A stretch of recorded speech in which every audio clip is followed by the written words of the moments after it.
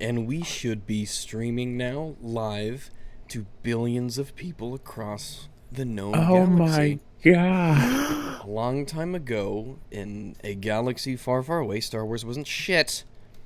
Hello, everyone. Hello. Thanks for stopping by. I'm sure many will filter in as we pick up steam here. But I am here with Fortism, Mauler, Oh yeah. and he changed it back. Good for you. Good for you. No fear. You got your helmet on and everything. Oh yeah. Yeah, and I'm here with not SmilerAL. It's in your name, so smile, be happy. We're talking about Star Wars. Yeah, what the fuck? It's unifying. It brings everybody together. I am creaming with anticipation, yes. Let everybody know if the volume's okay. You know I'm terrible at this, so just give me a holler in the chat. I'll let that scroll on by. But we're gonna do an intro for them as well, because this is gonna be featured on Mauler's channel. He does the Screen Tear podcast. And speaking of which, Mauler is I've become quite a fan of yours lately. I know I've told you, but this is the first time that I've really told anyone else. This is my little secret. So our relationship status is now public. You'll learn to deal with that as you. Parents are gonna find out. Yeah, I've linked his channel in the description. Go and check it out. He has some really, really good Star Wars videos. From what I hear, they're way too long, though. You spend way too much time criticizing Star Wars. I could have just said I don't like him, you know? You nitpick. Yeah, really. I mean, why did it take J.K. Rowling 17 books to explain that Harry Potter saves the day, when she could have done it in just like maybe 3 sentences tops? I felt that way about Lord of the Rings. Like, yeah, he puts the ring in the volcano. Yeah, he puts the ring in the volcano, and he's short. Yeah, why did it take him 3 books to... Yeah, to be honest, it's pretty discriminatory, Star Wars. honestly, No, Lord of the Rings, sorry. Star Wars is great. Purple hair. Star Wars is great. Lord of the Rings sucks. Mauler said that. So, you want to do your intro now that you've established your battle lines for Star Wars and Lord of the Rings? Yeah, I can. I don't know if you want to give it like 10 minutes to talk to your audience if you want to, or Yeah, I can sure, just go ahead. Absolutely. Let me take a look-see here. Daddy Rags talk to Daddy Wolf. Yeah. I'm looking for volume is A-okay, good. I turned it up. I knew to turn it up. So, I am not a fan of Star Wars The Last Jedi. And Rotten Tomatoes scores at 48% of audiences and like 92% of critics. So, which one are we? Well, that's up for you to decide, I suppose. But I am definitely in the 52% camp. I find myself in the majority on this one. I am not a fan of The Last Jedi. I walked out of the theater, like I think a lot of people did, confused and afraid. I was still sort of... I think shell-shocked is one way to describe how I felt when I walked out of the theater for The Last Jedi, because it was so... It was almost like I had...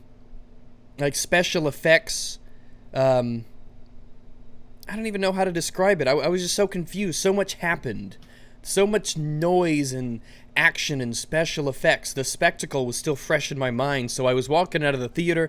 I was with my dad, and we were talking about it, and so much happened during The Last Jedi that I was still just kind of trying to figure out what happened and how it was pieced together. And I think a lot of people maybe feel as if it was okay, or it was in the middle when they walked out. And then as that shell shock from all the special effects and all the stuff that happened kind of started to wear off over time, they started to kind of realize how terrible it was, even though they might not have been able to put their finger on it once they left the theater. Honestly, I was really hoping that you when you start that statement that you said you're going to be bold and just say I walked out, and then just said like, well, yeah, I actually was going to ask you, did you actually walk out? Yeah, I did. I was able to escape. But you didn't have to be escorted like on a wheelchair or anything. Like you didn't like. You were catatonic after the film, surely. No. I have a public image to keep. I didn't want to look too bad. There was a bunch of little kids and ladies there, and I didn't want to be the one getting carried out of the movie theater. Yeah, I gotta ask, how does it feel to react this way to a children's film? You pathetic man-child. Oh yeah, I forget. That's the excuse that they're not children's films. I mean, a child can enjoy them. They do. I would say that they used to more than they do now. They had this whimsical nature to them. But I don't know. I think the episode 3 was kind of the nail in the coffin in terms of it's for children, it's for kids, guys. He fucking strangles a pregnant chick. There's just moments throughout the saga that like that are horrible. Like the killing of the children, the aunt and uncle that die, turn into skeletons. Like there's some nasty stuff. And there's like kids film. It's like this isn't like some animated cartoon in the morning. This is a little bit different. It really does. Yeah, the whole killing the Younglings scene. Did that need to be in there if it's a kids film? I mean, we could have pieced together, it was like all the Jedi are dead. It was like even the kids. I was like, yeah. I mean, all of them are dead. You didn't want us to show it, did you? Fucked up. Psychopath. George. It's a kids film, yay. It's a kids film, yay.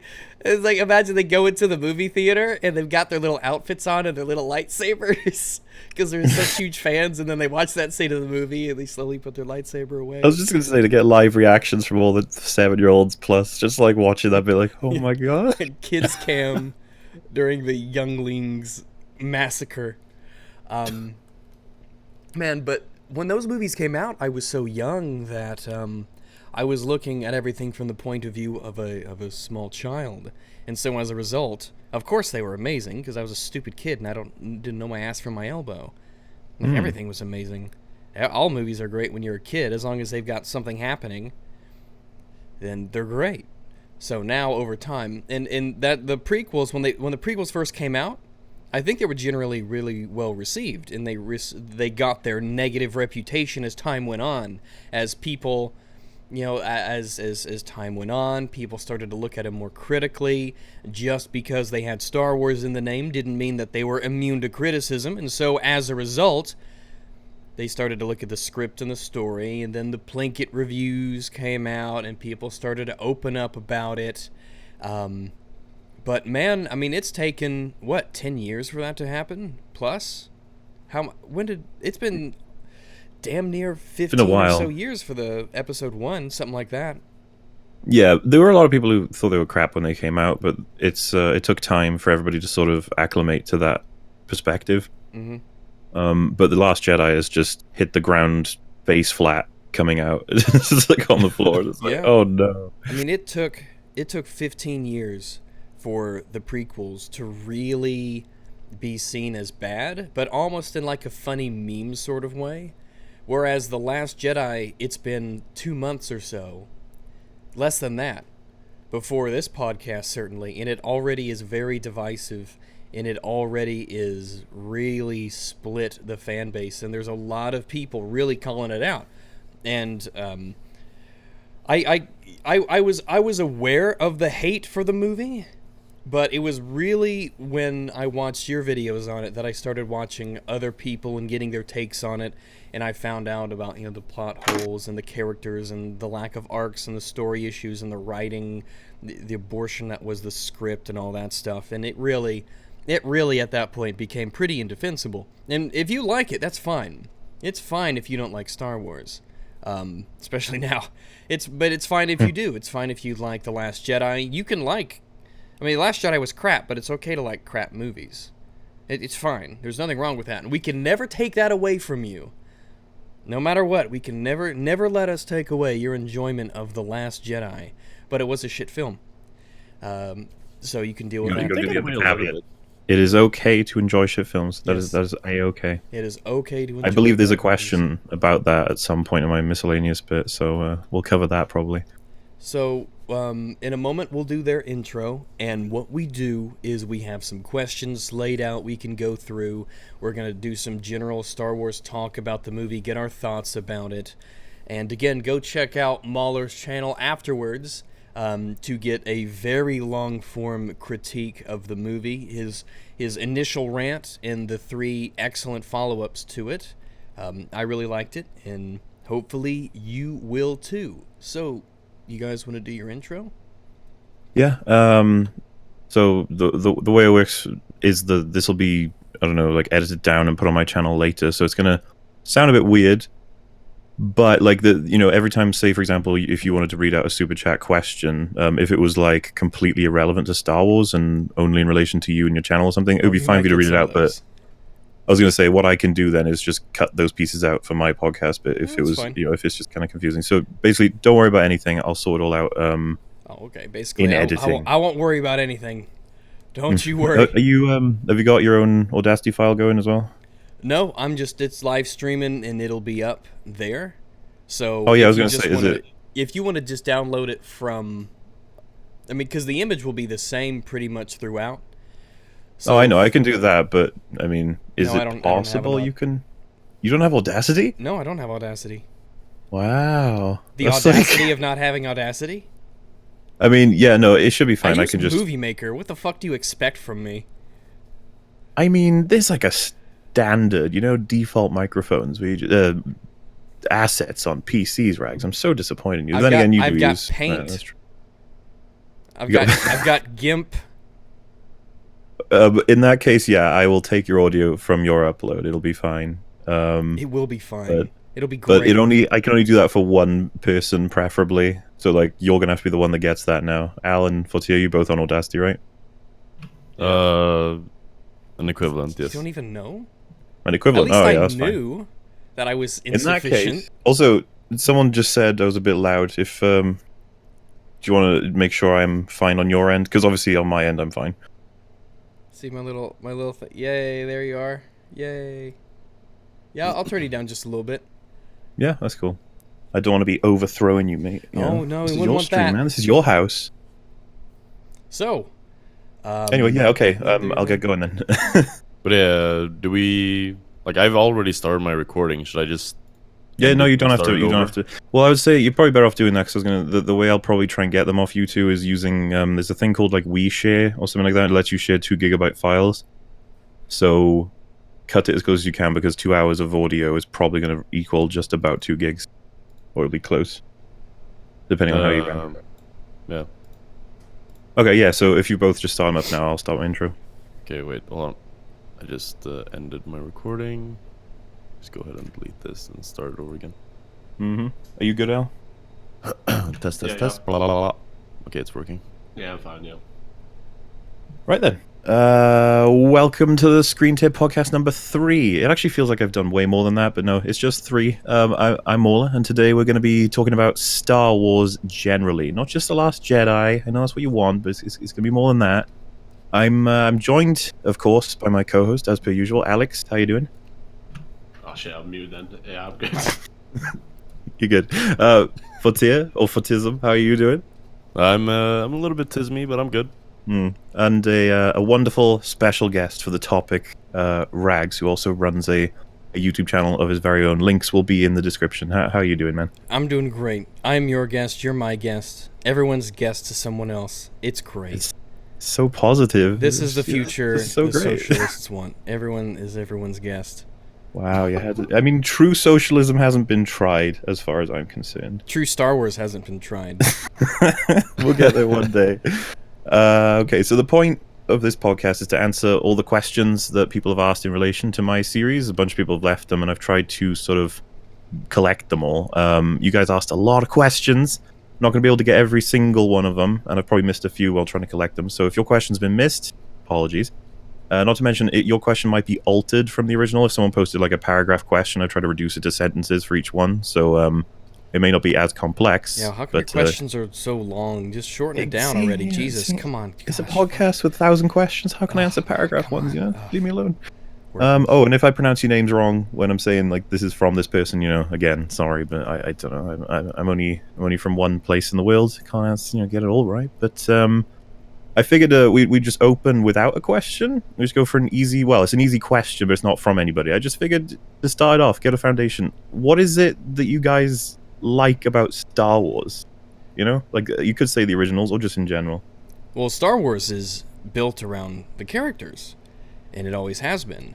Well, at least it always tried to be. At least it started off that way, and it kind of is. Well, what it became is what it became. But originally, I think that the trilogy, the original trilogy, the OT, will.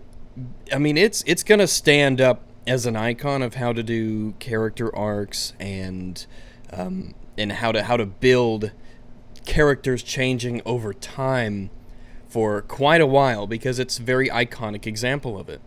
Han, Luke, the relationships between all the characters, how they act, how they interact, is an excellent example, because it takes what is otherwise and it's kind of what Star Wars has become, especially with The Last Jedi. It takes a pretty standard, all flash and no substance space movie and turns it into almost not quite I don't want to say a drama, but definitely something that's more character driven instead of plot driven. I mean, yeah, there's a resistance, yeah, there's space empire, yeah, there's the space magic and the Force, okay, yeah, fine. But all of that seems to be in service to these characters that you can relate to and attach yourself to, and ultimately that's the film's greatest strength. And it's not about the special effects, and it's weird to see George Lucas early on talk about how, special effects are a way to tell a story. And now special effects, he became, that corporate, machine that he originally sought out to kind of rebel against. Now it's all about special effects. It's all shot. I mean, look, the prequels, they were basically all shot in front of a green screen. There's so little actually there. I wonder how much of these more recent movies are the same way, but they have this artificial quality to them that the original trilogy just doesn't have. All the sets were real, all of the stuff was real. They used models, and they didn't just animate everything in. It has this, I don't know, it just has this legitimacy to it that's really, you just can't with computers do the same thing. Yeah, fair enough. I don't know if Fortea and Alice want to add to it. Because I was going to say, like, just quickly, in addition to what you said about kind of what you liked about the originals, I would say, like, just I was fascinated by the world, the good writing and the elements of it sort of help everything. But like Vader, for example, I was just so like, whoa, what is this guy? What's his deal? And then just all of the different lore aspects were sort of fascinating for what compared to like other films, I guess, because I was just trying to think about the experience when I was super young, and I was just like, why is it that I loved it so much? I was like, it was just super fascinating, I think. And the funny thing is, like, they don't explain too much. I think helps a lot. They left a lot of things ambiguous, open-ended. They didn't explain too much about space politics and how the galaxy is run. And even when they talk about the Jedi and the Force, especially in the original trilogy, they didn't really get into the finer details of it. It was kind of open-ended. It was purposefully ambiguous. It could kind of be whatever you thought it was. It was fantasy, it was magic, and so it was easy for each person to kind of relate to that in kind of their own way. Mm-hmm. If Fortea now, do you want to add anything to that? I mean, I guess my answer is a bit more just simple. I guess it's because of the tism. Yeah, exactly. I have the tism, so my answer is going to be a bit more simpler. I like the spaceship. I like the spaceship. I like the colors. I like it when it's like blowy in your face. I like Leia and I like Slave Leia. She was pretty. No, but like, I guess like it starts at nostalgia for me. Like I remember watching all the movies as a kid and being like, whoa, big laser swords and fighting in space, wow. And then like it kind of built from that. So now in later days when I like go back and watch the older films again and these newer shitty films, I guess. Well, they hold you, like, up. kind of delve into the story a bit more instead of just like being like, "Wow, spaceships." That's when you, when you realize that, oh wow, this new movie wasn't actually good at all. But yeah, I'd say, and then, but besides that, it's just, I guess the characters too. Like you said, like Darth Vader is just like a iconic bad guy. It's just woo. He really was. He's the iconic movie screen bad guy. You say, Yeah. what's a I mean, bad probably guy one from of the the most movies? Darth Vader? recognizable characters in cinema. Yeah, definitely. I mean, that breathing is just like, yeah, once you hear that, you know that, oh, shit's about to go down. Yeah, and I think it goes into trying to explain things, and sometimes there are things that are best left unexplained. Prequels-wise, did we really need to know how Darth Vader became Darth Vader? It's like, maybe it wasn't the best... I don't think it was really the best subject matter to make that a story, because Darth Vader was... You didn't know where he was... It wasn't really important where he came from, and the prequels kind of contradicted a lot of what Obi-Wan said in A New Hope about him. He was just this bad guy. You learn he's Luke's father. Spoiler alert. And there is I mean, not knowing his backstory, it wasn't really important, and a lot of it kind of gave him that, menacing sort of anonymity in a way. Instead of, he was this edgy, whiny teen. I would just argue that they could have done really well with it, but they didn't. In the prequel, They certainly could have history done better. Vader, Yeah. It's like, sure, and it's like, all Now right. we're gonna learn the history of Han Solo. So, rip Han Solo. we just need that Rose Tico Solo movie, man. Yeah. How did Rose Tico become Rose Tico? What tragic event in her past led to that? Oh, Yeah. wait, we're gonna get oh no, because then we have to go back to Canto Bight, right? Where's That'll she have to be go? tied into a history somehow. It's an important vista, I guess you could say. Of all the planets to get blown up, we had to lose Alderaan, but Canto Bight's okay. Fuck off. And that's where all the evil white males are. I can't believe we can't take them out. Man, well, no evil white male. Evil white males wouldn't take out evil white males. I mean, come on. Cis white males. The patriarchy is protecting them from the space lasers of death. Yeah, Alex, what did you love about Star Wars originally? Well, I assume you. Well, I wanted to clarify. You are just talking about the films, yeah. I mean, if you wanted to say something you loved about the prequels, go ahead. But I'm assuming we're talking about the originals. Yeah. No. I mean, just all about movies, yeah, not just. Like Oh yeah, games movies or, strictly right now. Yeah. Right. Yeah. That's fine. Because otherwise, my intro would be all day. Star Wars. I don't know really. The original trilogy. I have strong memories of seeing it when it was re-released in the cinemas in the 90s. So one of the first few films I went with my parents where I like really enjoyed it, and not just like kind of like just passively enjoyed it. Like other than like Toy Story 1 or 2, I can't remember which one when I saw it in cinemas. I think I was too young for the first one, but Star Wars for me always had that the fantasy of being a Jedi, and like my best friend at the time playing lightsabers with each other, and not like that. And I just realized what the fuck I said. Obviously, we used to run around with the toy lightsabers and pretend that we're Jedi and all that shit. And like just as like there's no other universe in films made us act out the characters and and say the lines like that. Because obviously as we're older now, we reiterate lines and to take the piss out of films a lot of the time. But back then, we were super serious about reciting the lines, word for word, accurate. Well, it's like every kid who watched Star Wars could come up with their own little Star Wars fantasy world based in Star Wars.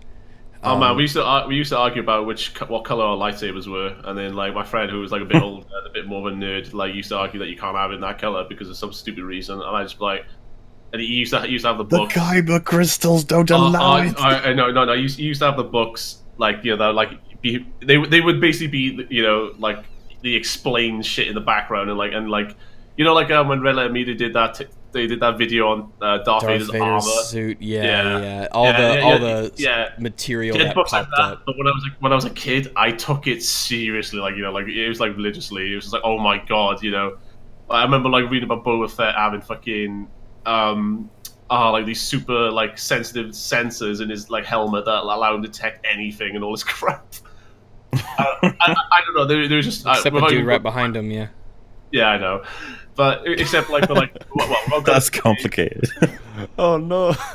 He had a The thing- molecular I don't know. distillation device that hit him from the sensor arrays because of the force field magnification. Shut up, it makes sense. Shut up, Yeah. it makes sense in space. I guess we're just sort of going in like extreme like deal about myself or like my experience or whatever. I just say that the Star Wars films or the original were magical. Like, you know, like the strongest meaning of that, you know, like compared to everything else I ever watched as a kid. Someone just said, do you guys think it's ironic when The Last Jedi received criticism, the White Knight Squadron, instead of rebutting those criticisms, start to find flaws and shit on the original trilogy and prequels? Yeah, that happens Yeah. in like, a lot of stuff though. You criticize something and then everyone goes, "Oh, but the sequel or the prequel or whatever." Yeah, that but went these into other it is movies- bad. It's really it's never addressing the argument. I mean, or it's just you know, someone else if had you can, flaws. you could criticize Citizen Kane, right, guys? Huh. I've never heard of Quentin Oh, reviews.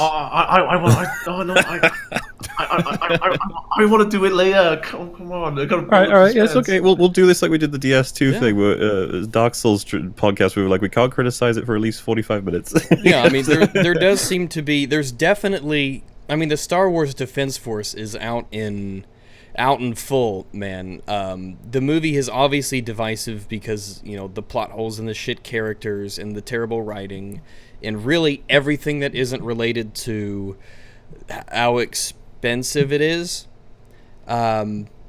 So you have channels like, you know, I Hate Everything is a prominent example, who just make terrible videos in defense of it. You aren't allowed, but you're not allowed to not like it. I mean, at least we can say, at least for those of us who didn't like The Last Jedi, for, you know, the one or two of us there are, at least we can say it's fine to enjoy it. Still a bad movie, and we could point out all these flaws with it, but it's okay to like it. You know, you're not a bad person or anything.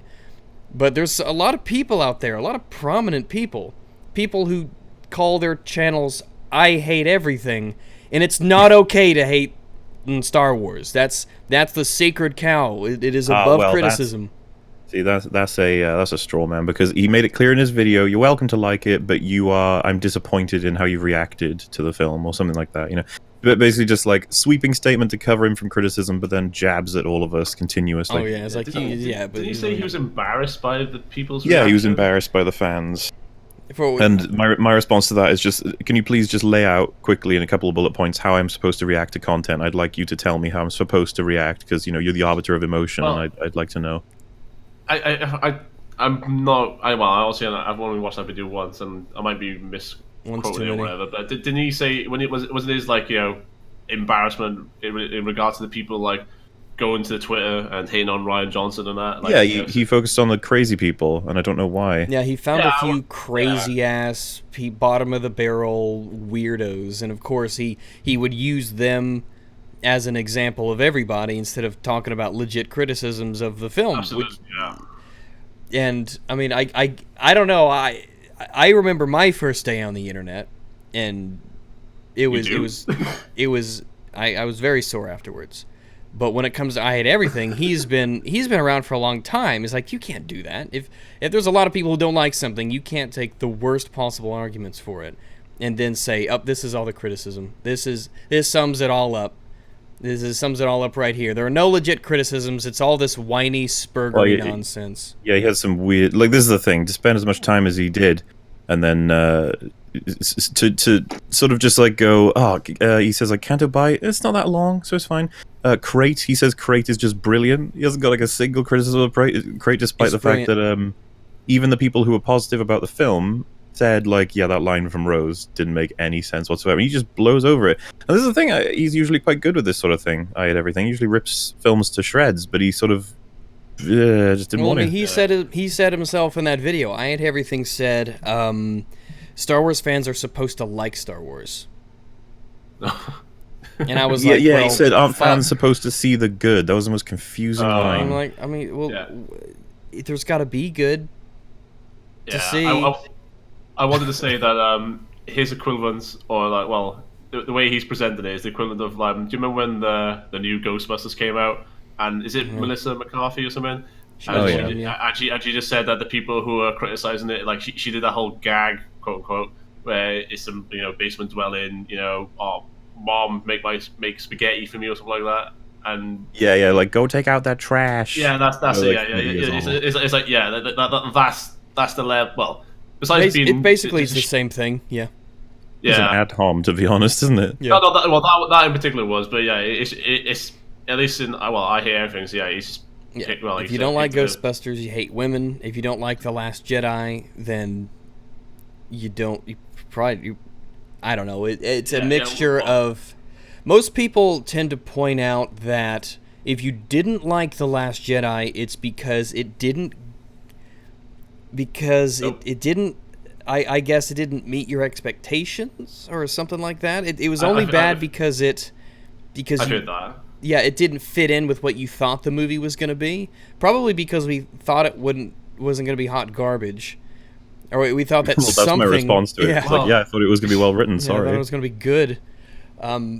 But I know Red Letter Media poked a lot of fun at the whole subverting expectations idea, which Rian Johnson successfully subverted my expectations. So bravo. I would never have expected that all of these interesting questions and setups from The Force Awakens would just be basically removed and turned into nothing. Okay, That's well, good writing there, man. Yeah, I didn't expect I that. thought we're already on like heavy criticism of The Last Jedi Night. Everything was like original trilogy questions. Oh yeah. Like, I don't was gonna expect say- him to miss the easy layup, but I mean, these subverted my expectations. Ryan's a class act, man. Yeah. Good old Mr. Johnson. Can't wait for his trilogy. It's going to be Yeah, the dude got a trilogy. The dude got his own damn trilogy. I don't know, man. Because, like, Star Wars to me, like The Force Awakens, I've always kind of been a moderate fan of Star Wars. I knew a lot about it, but I wasn't like crazy or anything. I was like, yeah, Star Wars is the thing I like. You didn't play lightsabers with your best friend, did you? Oh, when I was young. Well, yeah, when I was young, yeah. But I did a lot of weird things when I was young, as all kids do. Because kids are weird. We all did. Yeah. We all played with our rights. Yeah. Is there any chance of Ryan losing that contract? Is it even a contract, or was it just like, oh, we might do the films? A lot of people don't understand what the hell Disney are playing at if they let him continue, but if they do, they do, I guess. They gave it to him in the first place. That was a crazy decision. But after this, honestly, it'll do a lot of damage. If he does make that trilogy, I can't wait for that train wreck. It's gonna be so. I can't see it being worse than Last Jedi though, because he's got nothing to ruin anymore. Like he took Luke and ruined him. Well, actually, that's true. Yeah, he's clearly not able to create his own like good shit. He's just gonna take J.J. Abrams, He's like, I'll only do a trilogy if someone else builds it, and then I can ruin it. JJ's doing the next movie, right? Yeah. Okay, so JJ sets up all this stuff. Ryan does absolutely nothing with it and destroys it all, and then he hands it back to JJ, and he's like, "You're up." Yeah, he's like, okay. He's like the emergency surgeon, like called out, from home, like to come fix the fucking train wreck that is the Last Jedi. Yeah, it's like, okay. What happened to Snoke? Where's Snoke? I left him right here. I left him. I left him right here, sat on his throne, being menacing. He didn't die on the chair, did he? You didn't kill him, did you? You didn't just kill him off. Yeah, Like, it's for like if fuck's he looks, sake, man. if he looks at his little book of characters to ruin, it's like, oh shit, they're all dead now. They're all dead or already ruined. Who can we bring back? All right. Where's Phasma? Right, has she had a duel yet with Finn? Has she had a duel? Like, sir, you ruined her already. And he's like, no, we can do more. We can do more. You could have done Where's something. Husk? Is Husk still alive? Hi, Yeah, I'm but you Captain went- Phasma. I'm here to die. Yeah. Well, at least Husk's alive. You might have pissed his pants by You now. like but unironically calling him Husk? Husk. I can't remember what is it. Hux is ruined. Fucking Rey is just perfect at everything, so it doesn't even fucking matter. No, she's not. She's just a strong, independent woman. Fuck, man, I can't. All right. Can't. Oh, let me run through some super chats here. Go ahead and get Okay. caught up on some of those. BR Jazzy, $2. Thanks very much. Yami Fox, What? No, it's fine. It's fine. Yami Fox, $2. The Last Jedi is worse than the Halo 5 story. And I don't even know what started to happen with Halo 5. Because Halo 4, it started to get really weird. I don't know if you guys are into Halo, but Halo they started... 4 Reach. No, Halo... There was Halo Reach, then there was Halo 4. Oh, okay. Halo 4 was... I don't know, it was like It was almost... They took... Halo 4 was the first game that 343 Industries made after Bungie left, I believe. And it was quite different. It was okay, but it was no Reach, and the story got weird. I almost want to say it got too big for its britches. They just started to it almost like it Dead Space 3'd the story, where they made the scale go up and they introduced all these like aliens and shit, and you're like, okay, and then it got all weird. TG Dragon, $2. Glad you're still here, Rags, you handsome doggo. Well, I'm glad you're glad, and you'll be seeing a lot more of me soon. I promise you that. Let me see. Sorry, I've hit the fucking scroll, but here we go. Sir Bon Voyage, $5 Canadian. Rags, you wonderful weirdo, I'm glad you're not dead.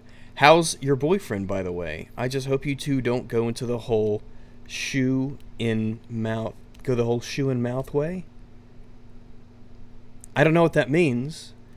Is that a reference to Shoe on Head? I guess it is. Well, Shoe and Armored are getting married. Do they not want you to get married? I mean, I don't want to get married. Hell no. My parents were married. I don't ever want to get married. Fuck no. Nah, my parents had a great marriage. It's bachelor's life for me. Had. Well, they still do, but they had also. They had it, but they continue to have it. It wasn't me. It had nothing to do with me. They're doing great. They're doing fine. Everything's just peachy. My familial situation's just magical. I clearly hit a nerve. Yeah.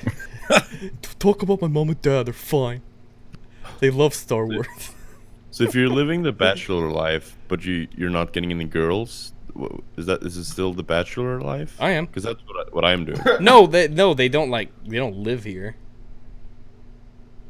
There's no weddings, no wedding bells in this doggo's future. All right. I'm not into no. You guys can deal with that. It's not for me. Tabooish Productions, £5. Rags, if somehow they made the films based on the extended universe comics, I bet we would have far better Star Wars now than the crap we have now. Star Wars... they could still ruin it. Yeah, I think so. They'd find a way. But some of that stuff was really cool. Especially like Luke's story, rebuilding the Jedi Order. He marries Mara Jade. They explain it to Chewbacca and Han, and there's all sorts of cool characters. I don't know too much about it. I've read a few books. One of the books I read was like how Boba Fett survives the Sarlacc. Like he sets off a grenade inside of it, and it basically like vomits him out. It's real badass shit. Badass shit Boba Fett would do. But it's hard to believe that it's all. It's hard to believe that all that cool stuff Disney's like, yeah, none of this. Like, okay then, but at least we have Rose Tico, so I'll make that trade any day. Hamlet. He's my favorite character. What the fuck? Huh? Yeah, He's my favorite character. What the fuck? Yeah, what the fuck? I know that's why I've been watching a lot of videos. Star Wars merch. People are not buying it, man. People are just not buying it. They don't want the General Holdo. They don't want the General Leia. They don't want the Rose Tico action figures. Shockingly, I want to know this fucking sales for the Rose Tico figures. Yeah, I was watching some channels. I forget the name, like World Class Bullshitters and other channels like that, and they just go to like toy stores and it's all just like Rose Tico action figures and Leia action figures. God. It's like, yeah, boys don't want to buy this shit. No boy is like, give me a Rose Tico action figure. Does Rose Tico come with his speeder? Yeah. I'll crash it into Finn speeder. Oh god. No, funny enough, I remember reading about it for The Force Awakens. Captain Phasma was the best-selling toy, figure on Amazon.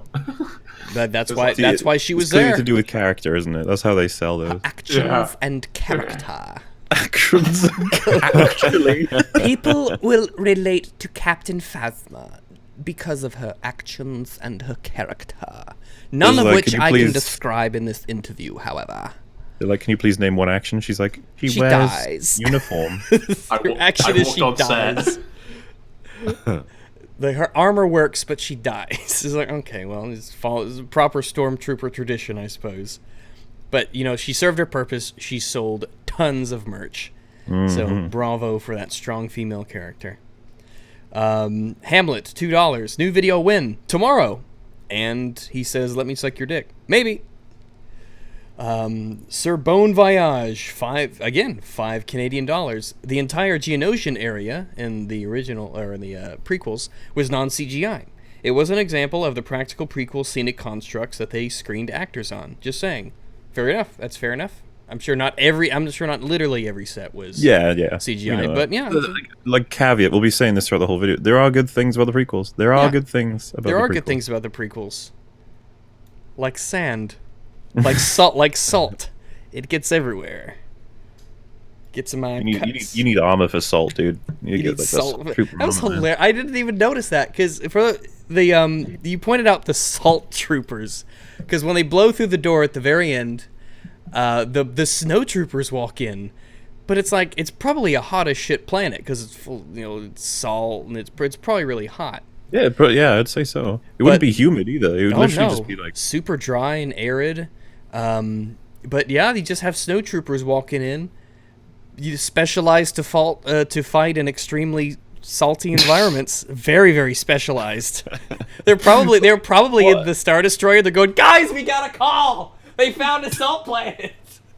Yes. We'll the show normal them. stormtrooper armor. If they had stood on that ground with normal stormtrooper armor, they would have melted in pain. They've just been like, In stormtroopers, they probably would have died from salt contact. They'll die from fucking anything. They'll just randomly keel over. I mean, maybe they're not snow troopers. Maybe they're white troopers. They're salt like any troopers. planet that's white. They're special. Oh, they're yeah, specifically trained, and their equipment is specifically engineered to fight in extremely salty environments. Yeah, I think that makes sense. That makes the most. That's probably in the visual novel as well. It keeps the salt out of their cuts. It keeps it out of their rations are sealed so they don't get extra salty. They have a scene where like one of them shot and he just falls over and the salt goes in his wound. He's like, "Oh God, it burns! Why? Get the armor! Get the armor now! Get the armor! Seal up the God, I have armor suit! on. He's not gonna make it. The salt is too strong. It's gone into his bloodstream." It's in my eyes. What good is this helmet if it can't protect my eyes from the salt? Let's see. Pussy Bouse. He sent 20 SEKs. I do not know what those are, but I thank you for them. Swedish nonetheless. crowns. Swedish. Well, alrighty. Want to be Hello, kind, money. boy? Give you small money, boys. Well, thank you very much. I appreciate that. One rad honey badger, $5. Rags, I love you, man, and I respect your opinion. Love to hear new ideas and opinions. I love The Last Jedi. It was different, but felt like a Star Wars movie. It didn't feel like a Star Wars movie to me. It looked like one. It undoubtedly, to me, looked like a Star Wars movie. When it comes to that, you just have to figure out what this person means by that. That's all. Yeah, it didn't give me the Star Wars vibes because characters were constantly doing things that I couldn't relate to that seemed counterproductive or It were was otherwise called just, Star Wars. It was called Star Wars. There were clearly lightsabers and there was Star Destroyers in it. I mean, it looked like Star Wars. The scrolly thing in the beginning of the film. They did. They had the scrolly wordy thingy at the beginning in space. They did. I think they do that in the other Star Wars films too. Yeah. What Ryan Johnson should have subverted our expectations and had it come from like the bottom down or from the top down. I don't know, something different. I hear the pyramids were built from the top down, by the way. Spirit Science said that. So That was sand, though. oh yeah, that's right. It gets everywhere, from what I hear. Let's see. Jay Caesar, $20. Thanks very, very much for the $20. Appreciate that. Forget which date it is, but happy birthday, Rags. Thank you. It's in 2 days, but thank you very much. I appreciate the birthday money. Fun fact. Hello. $5. I hate everything as a major leader in the Star Wars Defense Force. Fuck his content. Fuck you, IHE. Some of his stuff, what's so interesting is that he did such an excellent video on Destiny 2, which was one of the most mediocre games I've ever played. And the only, you know, a game's great because the only time I ever hear about Destiny 2 in the news is when they're fixing it. So that's awesome, I guess. But man, he did such a great video on Destiny 2 talking about it. And then he makes a video about Star Wars, and you're like, man, you're just such a huge hypocrite. Mm-hmm. I don't know. A lot of channels are hit and miss, but oof, that Star Wars one from I Hate Everything is rough. Duck. Yeah, we watched that together, didn't we? Yeah, we did, and I'm probably gonna do a video on it because man, it's just how it's an excellent example of how not to defend something. Which you should be aware of, but hey. Yeah, you should know better. I Hate Everything. You should know better. This is not your first day on the internet. You should know this isn't going to fly. Anybody who is even the slightest bit disciplined in critique or debate or argumentation, that's not going to fly. Not going to fly. Not going to get off the ground. Duck, formerly known as Censor, $5, Australian, I believe. Holdo is worst pony. I agree 100% with that. Lane Johnson, $2, first ever donation on any platform ever. Well, thank you, Lane. I'll remember that you gave your first to me. Thank you very, very much. Justin Denzine, $10. Thank you, Justin. Personally, I love The Last Jedi, though I can understand the criticism. Seen it 6 times so far. Ooh, boy. Wow, you did love it. You're making up for people like me. I only saw it once. Seen it 6 times so far. Anyway, have some of my money because I love you. Well, thanks very much, Justin. 6 times, damn. I don't know what you saw in it, honestly. That's 6 times too much, man. Oof. I mean, I think it's man. With me in movies, it's really hard for me to rewatch a movie. Because it'll end the same way, the same things happen. It has to be a particular movie for me to see again, or I have to wait a long time. I can't watch something over and over. It just doesn't grab my attention. But hey, more power to you, I suppose. Alex Abbott, $10. I was looking forward for canon material to explore the gray sides of the Force until the face turn of Kylo. Can't have anything complex. Everything must be black and white. That's racist. Oof. But thanks very much for the $10, Alex. And I'll catch up on everybody else's later as we go. I'll get to those soon. So throwing a few more questions there? Or? No, there are more super chats. I'll catch up to them all later so we can get to them as we do. But you have some questions. Well, I was going to say, if we try and get back to the originals just a little bit, Fucus asked, how much do you think the remastered changes affected or damaged the originals? I'm assuming you guys know the difference between... Yeah, some of them were pretty minor. Some of them were so minor, it makes you wonder why bother. I love the extra rocks in front of R2-D2. Yeah, that's my favorite. It's like, I don't understand what purpose that serves. I guess maybe he felt like he just had to make changes. Well, it's because he wasn't spotted by the Tusken Raiders. They wanted to make it more realistic that he wasn't spotted by the Tusken Raiders, I think. No. Okay. So I remember that did ruin my immersion every time I watch New Hope. I don't care about the rocks. I care about the fucking random animated animals that fly across the screen and shit. It's just like, it just looks super out of place. It's world building. Yeah, that dancing blue, oh god, horrible singing section in the Return of the Jedi. Oh no. But I don't necessarily mind a little bit of extra shit on the screen. Obviously, the rocks or the animals, whatever, you know. Just trying to squeeze more minorities into Star Wars. I mean, fucking like aliens, yeah.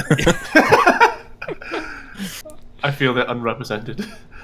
Well, she was greenish. She was like a weird green thing with a long mouth, like an anteater. Yeah, no, she was. Yeah, like fucking and this is the thing. I remember as a kid being like, "Why the hell does she look so different to everything else there?" Like, it was because oh my god, what happened to your face? And you had that little furry gremlin thing, and Yeah. It does a close up of his tonsils or something. Yeah, I don't doesn't know it? why. You just sit there thinking, why did you put so much effort into that? That's not why. It's like if you think back in A New Hope with I think you know the scene with the do do do do do do do. Yeah. That's like totally like, oh yeah, this is a bar of sorts, and you know they're all jamming out or whatever, and it's not obnoxious, and then you just go, and then like it's just like, oh my god, he's going like full on James Brown or something, but he's not James. But it's not James Brown. It's this little mole thing. He's like, that guy, that musician guy in the movie, he needed more screen time. I was really disappointed that he didn't get as much screen time. I had one or two or whatever clips from in my series that had the quote unquote remastered editions, and there were a couple comments saying, "Can you please use the original?" I was like, I mean, it's hard to find them, but I understand the frustration. I just overall I really don't think it was that much damage. It's just annoying. Yeah, like, it raises more why? questions. Like, why would you even change this? You know, it was like the beak on the Sarlacc monster. You're like, okay, Oh yeah. I mean, I sort of see that a little because the beak like comes out to grab you.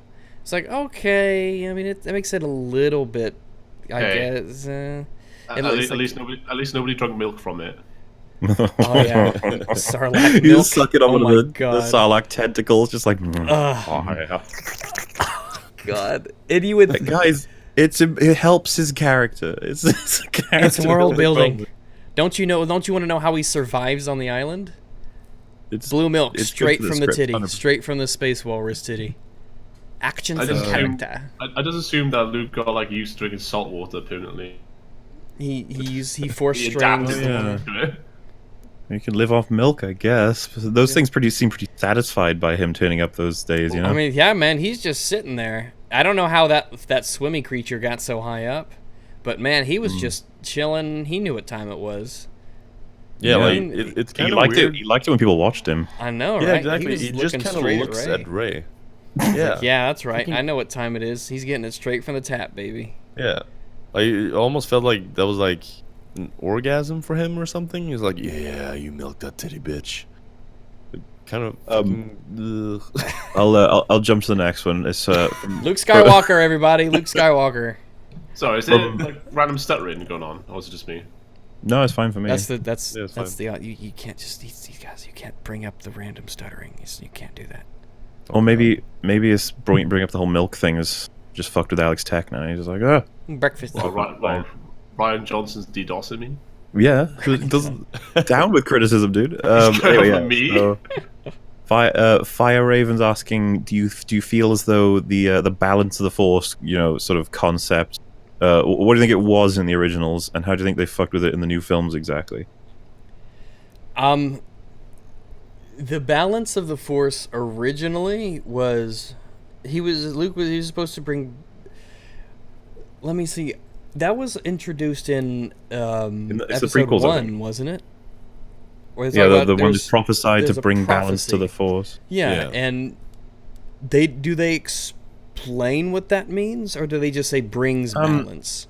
I remember seeing an interview. I never had a clip for it because I never looked for it. But George Lucas says something along the lines of like, "We see Anakin, coming Darth Vader, very evil and stuff, but he's prophesied to bring balance to the Force. But he does. He kills himself and the Emperor, thus getting rid of the dark side and bringing balance." It's like, oh, Oh, that doesn't make that's sense. what does that it? means then. Okay. But wouldn't that mean that the scale shift into the light side? That wouldn't be balance. Well, this it that's the never new has been canon. balanced, That's the really. new canon.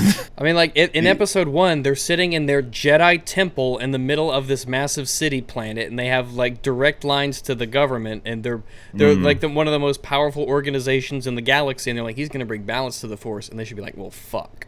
Yeah, they should be worried, but I guess that meant he was always going to kill the Emperor because he was around then already, Yeah, I'm wondering what exactly they were trying to balance out. Like, he's supposed to bring balance to the Force.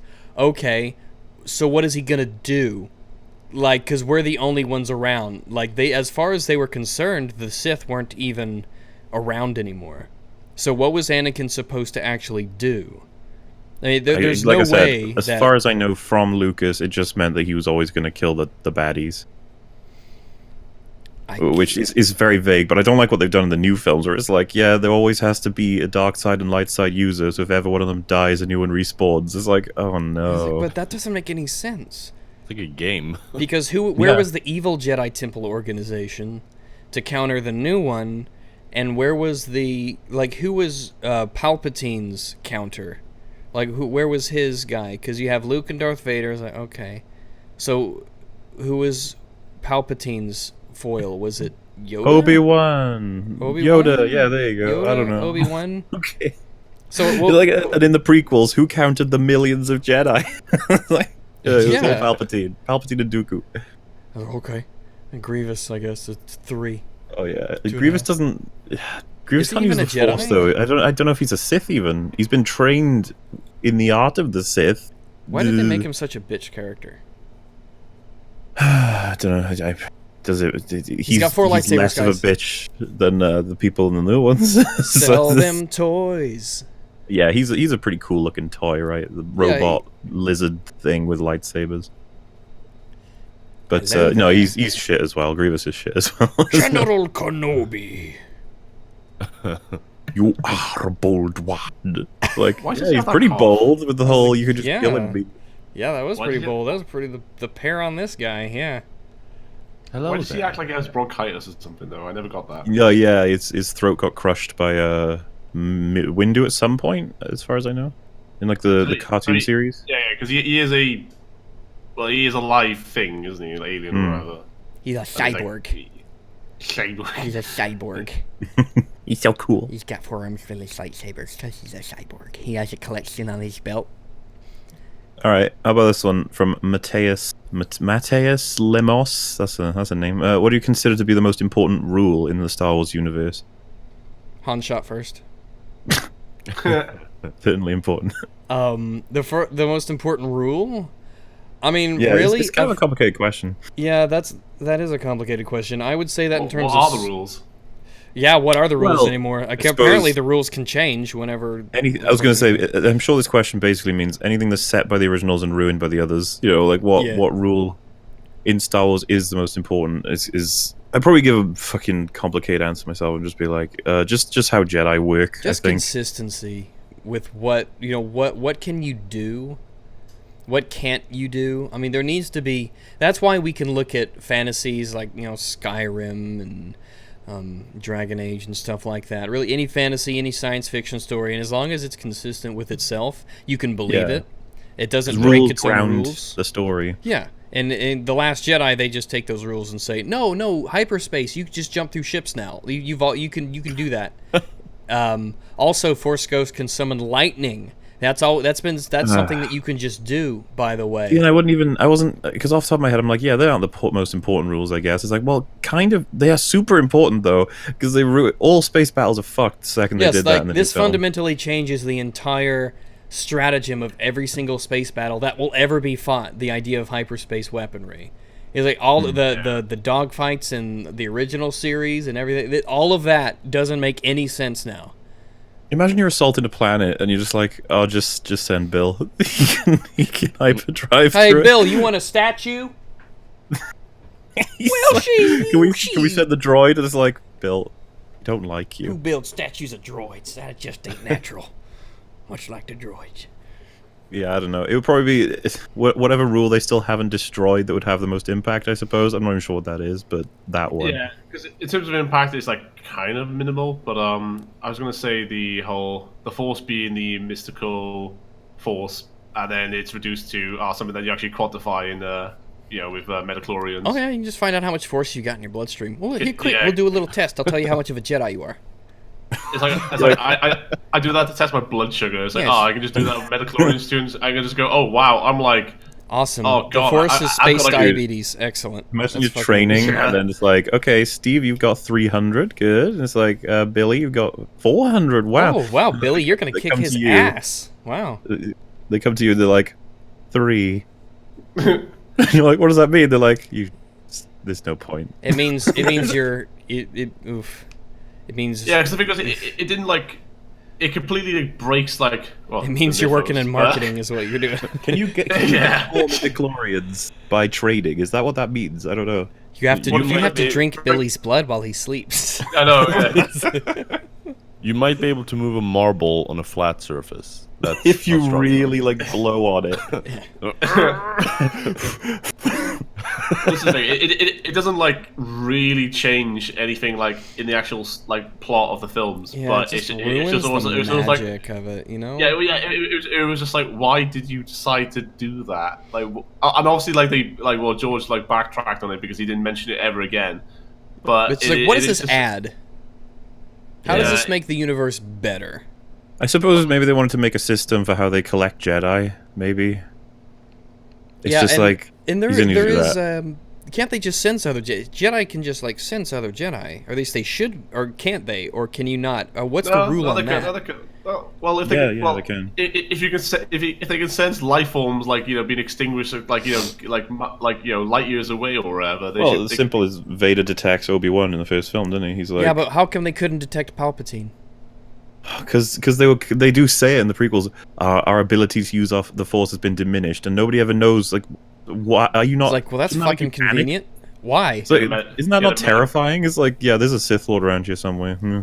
It's like, okay, all we have to do is give everybody a metachlorian test. It's actually really simple. Just line them all up, and we'll find out who the Sith are. It'll be great. It'll be easy, and we'll be out of here in 30 minutes tops, and we can have our space lunch and get back to prophecies. Yeah, they're like Amidala, she's at a 2. Palpatine 10,000.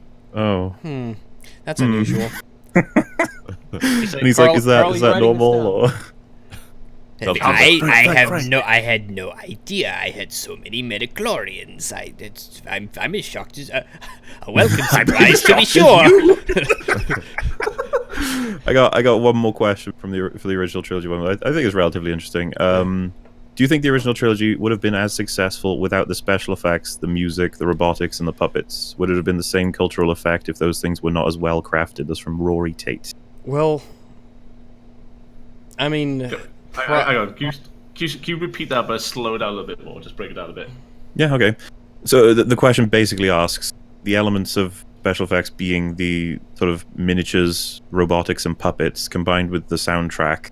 Do you think without those things being as good as they were for the time, especially like the music still lasts, obviously, and the effects kind of do as well, would the films have had the same cultural effect if they weren't as well crafted? I mean, I'd say a lot of it has to do with the universe itself, the fact that it is space. Like, I mean, technically you could take the entire Star Wars story and put it into a medieval kind of style. that where is true. the It laser doesn't have swords to be becomes- in. It doesn't have to be in space. They could just be magic swords. Yeah, but the thing is, I think that the fact that they are in space and that they are in, the whole lightsaber kind of thing, that adds to it, or like because it was kind of new at the time. I think I'm not entirely sure about this, but I think it was kind of new at the time. Well, if But you they- had Star Wars launched a huge swath of wannabe B flicks and space movies that didn't have anywhere near the budget or creativity, and a lot of them, I mean, they shoot for the moon and they just don't have the budget or the effects to match the setting, so it hurts them immensely in terms of being films. I think it might have lifted Star Wars from being, I mean, I say it certainly didn't hurt. Maybe that's one of the reasons instead of Star Wars being like one of those cult hits, that things like The Evil Dead and stuff became over time, Blade Runner became over time. Maybe that's something that kind of lifted it out of that and turned it into that cultural icon.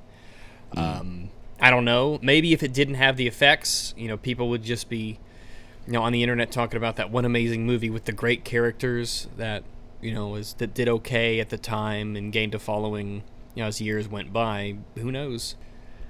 Well, a lot of people do rag on that the was overuse CGI, and because nearly every set scene is a green screen, like compared to the original trilogy, where like a lot of it is on set or properly built, you know what I mean. I don't know. I think It's the hard other to thing that say, comes to but it that- didn't hurt. It is really hard to say. I think another factor that's not mentioned is just like access to media or access to the internet at the time. Because if the prequels came out now, how do you think they'd be received? As and when they came out, if they came out right now, kind of thing.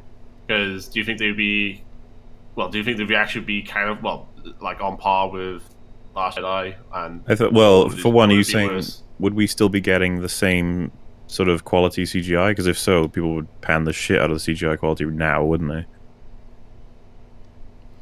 I think If so. it was not- gonna- Characters hold up over time. Story holds up over time. CGI Wait, we're talking about the prequels, right? comes Yeah. and goes. Yeah. Because the prequel CGI, a lot of the backgrounds, they're very like. I agree with. I can't remember who said it originally. Just very good video gamey. They look in the background. It's like, oh, that's yeah. a bit of a. Ooh.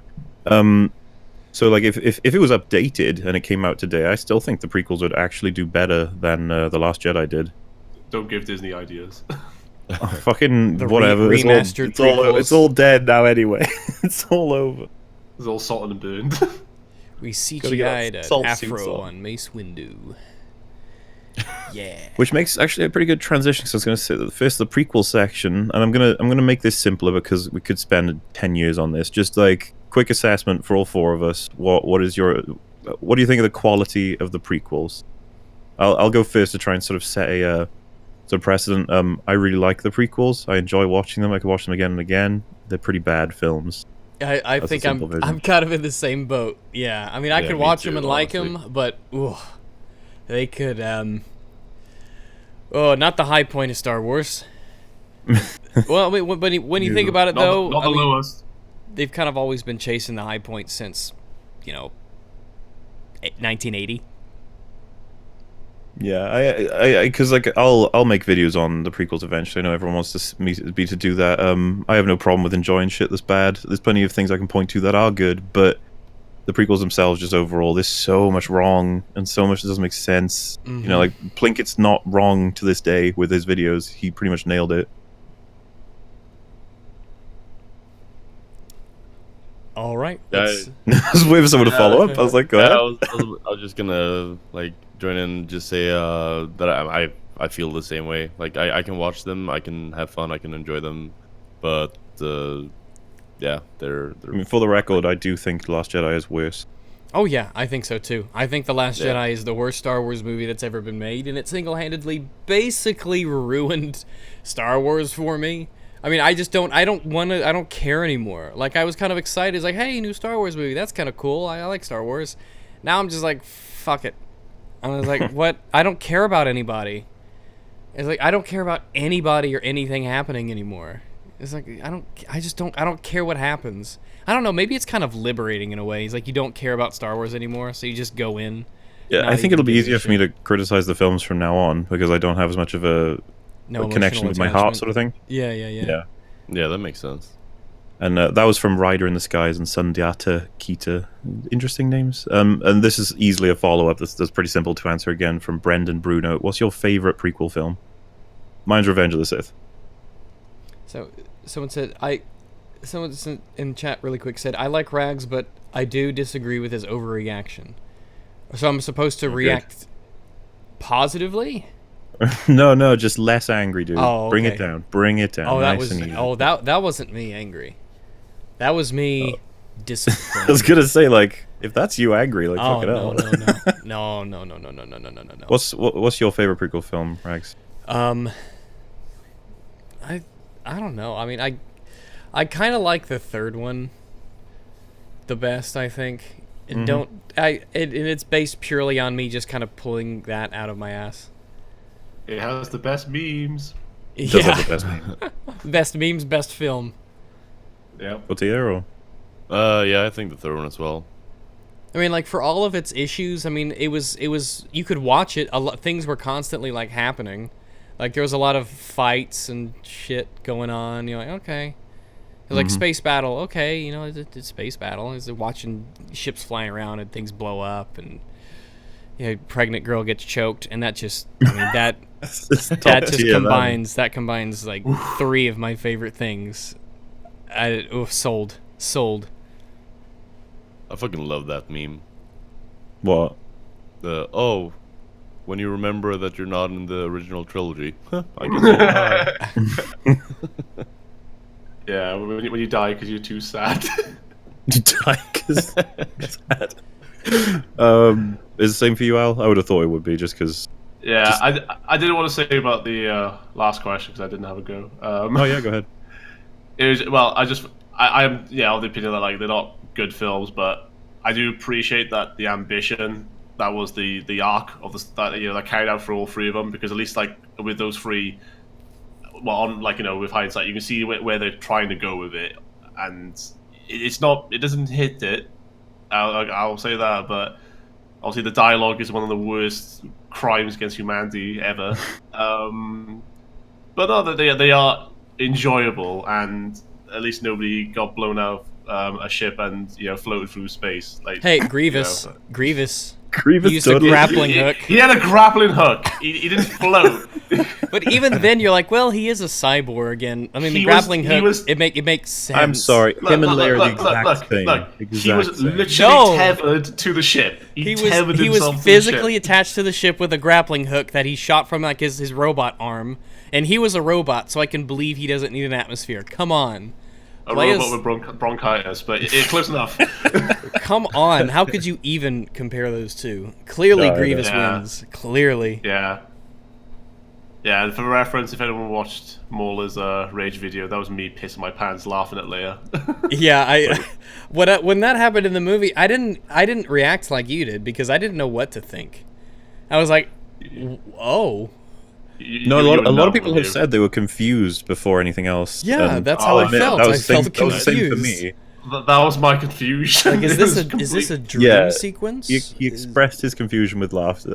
It's a completely reasonable I was so reaction. bewildered. It was insane. I couldn't fucking believe that was what was happening. It was the hyperspace kamikaze that left me just shocked and stunned. I know. My mouth was open, and it's like it didn't matter how good it looked or how cool the visuals were, because the whole time I was thinking, we've been able to do this all along then. Oh, okay. Yeah. This sort of changes everything. I guess we're just pulling this out of our assholes that this is the thing we could do. Yeah. Only a little bit. Only a little bit. Well, Honestly, I was half expecting when Leia was like in space. I was half expecting Celine Dion to kick in. I really was. I just Nice wanted, emotional moment. well, how are Yeah, they gonna in like- the next movie when you have the obligatory space battle in the next movie? Like, how everyone's gonna be asking, well, why don't they just hyperspace into the enemy ship? Yeah, yeah. well, like I said, they'll have a jammer. They're just gonna have to bring in the jammer. Yeah, they have a yeah, hyperspace jammer, so we have to destroy the hyperspace jammer Yeah, so we can it'll hyperspace. just be like a 10-foot concrete shield, and they just can't. Like they'll do it, and like somebody will hyper jump into it, and like they'll just get halfway through, but not penetrate the ship, and that'll be it. I just want, if there's a new Starkiller base, because Abrams seems to like doing that, I just want to be on set with him and go, so why don't they just hyperspace into it? And just to see him go, like, to look at you, like, shut Did up. Ryan send you? Did Ryan send you in here to ruin my movie again? Why just build a hyperdrive into like an asteroid, and then just like hyper jump the asteroid into the base? Or it's like, Hux is like, Supreme Leader Kylo, we've built this base to be immune to hyperdrives. And he's like, yes, Oh, that's good. perfect. Because we just recently learned that that's a thing that can really fuck us over. It's good that you did that. And then there's a B plot in the new film where they have to go to Canto Bight to get a code breaker to fucking get rid of the hyperdrive jammer. We're just like, please stop. But you know, like, It's it, hurting. really, I mean, this legitimately changes the entire rules of space warfare.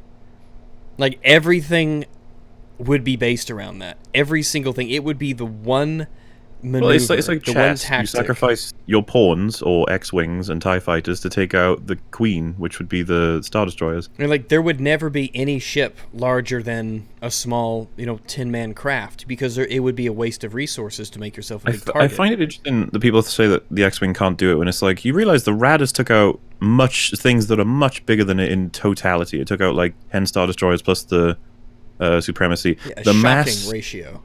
Yeah, the ratio, like the Raddus is small compared to them all put together. You know that, right? Like it's like the size of an X-wing compared to a Star Destroyer kind of shit. It's like, You guys know how tiny a bullet is, right? Like, bullets are actually really small. They kill people. They go I just, through things. we just need the writers to be on this podcast to explain it because they just can't, and then we just be like, It's like, what- retcon, like- please. You know, like, you could shoot a $50 million piece of aircraft with a bullet and it will disable the whole thing. Well, I mean, it's like, yes, it's small. It's moving really fast. So fast you can't even see it move. An X-Wing would...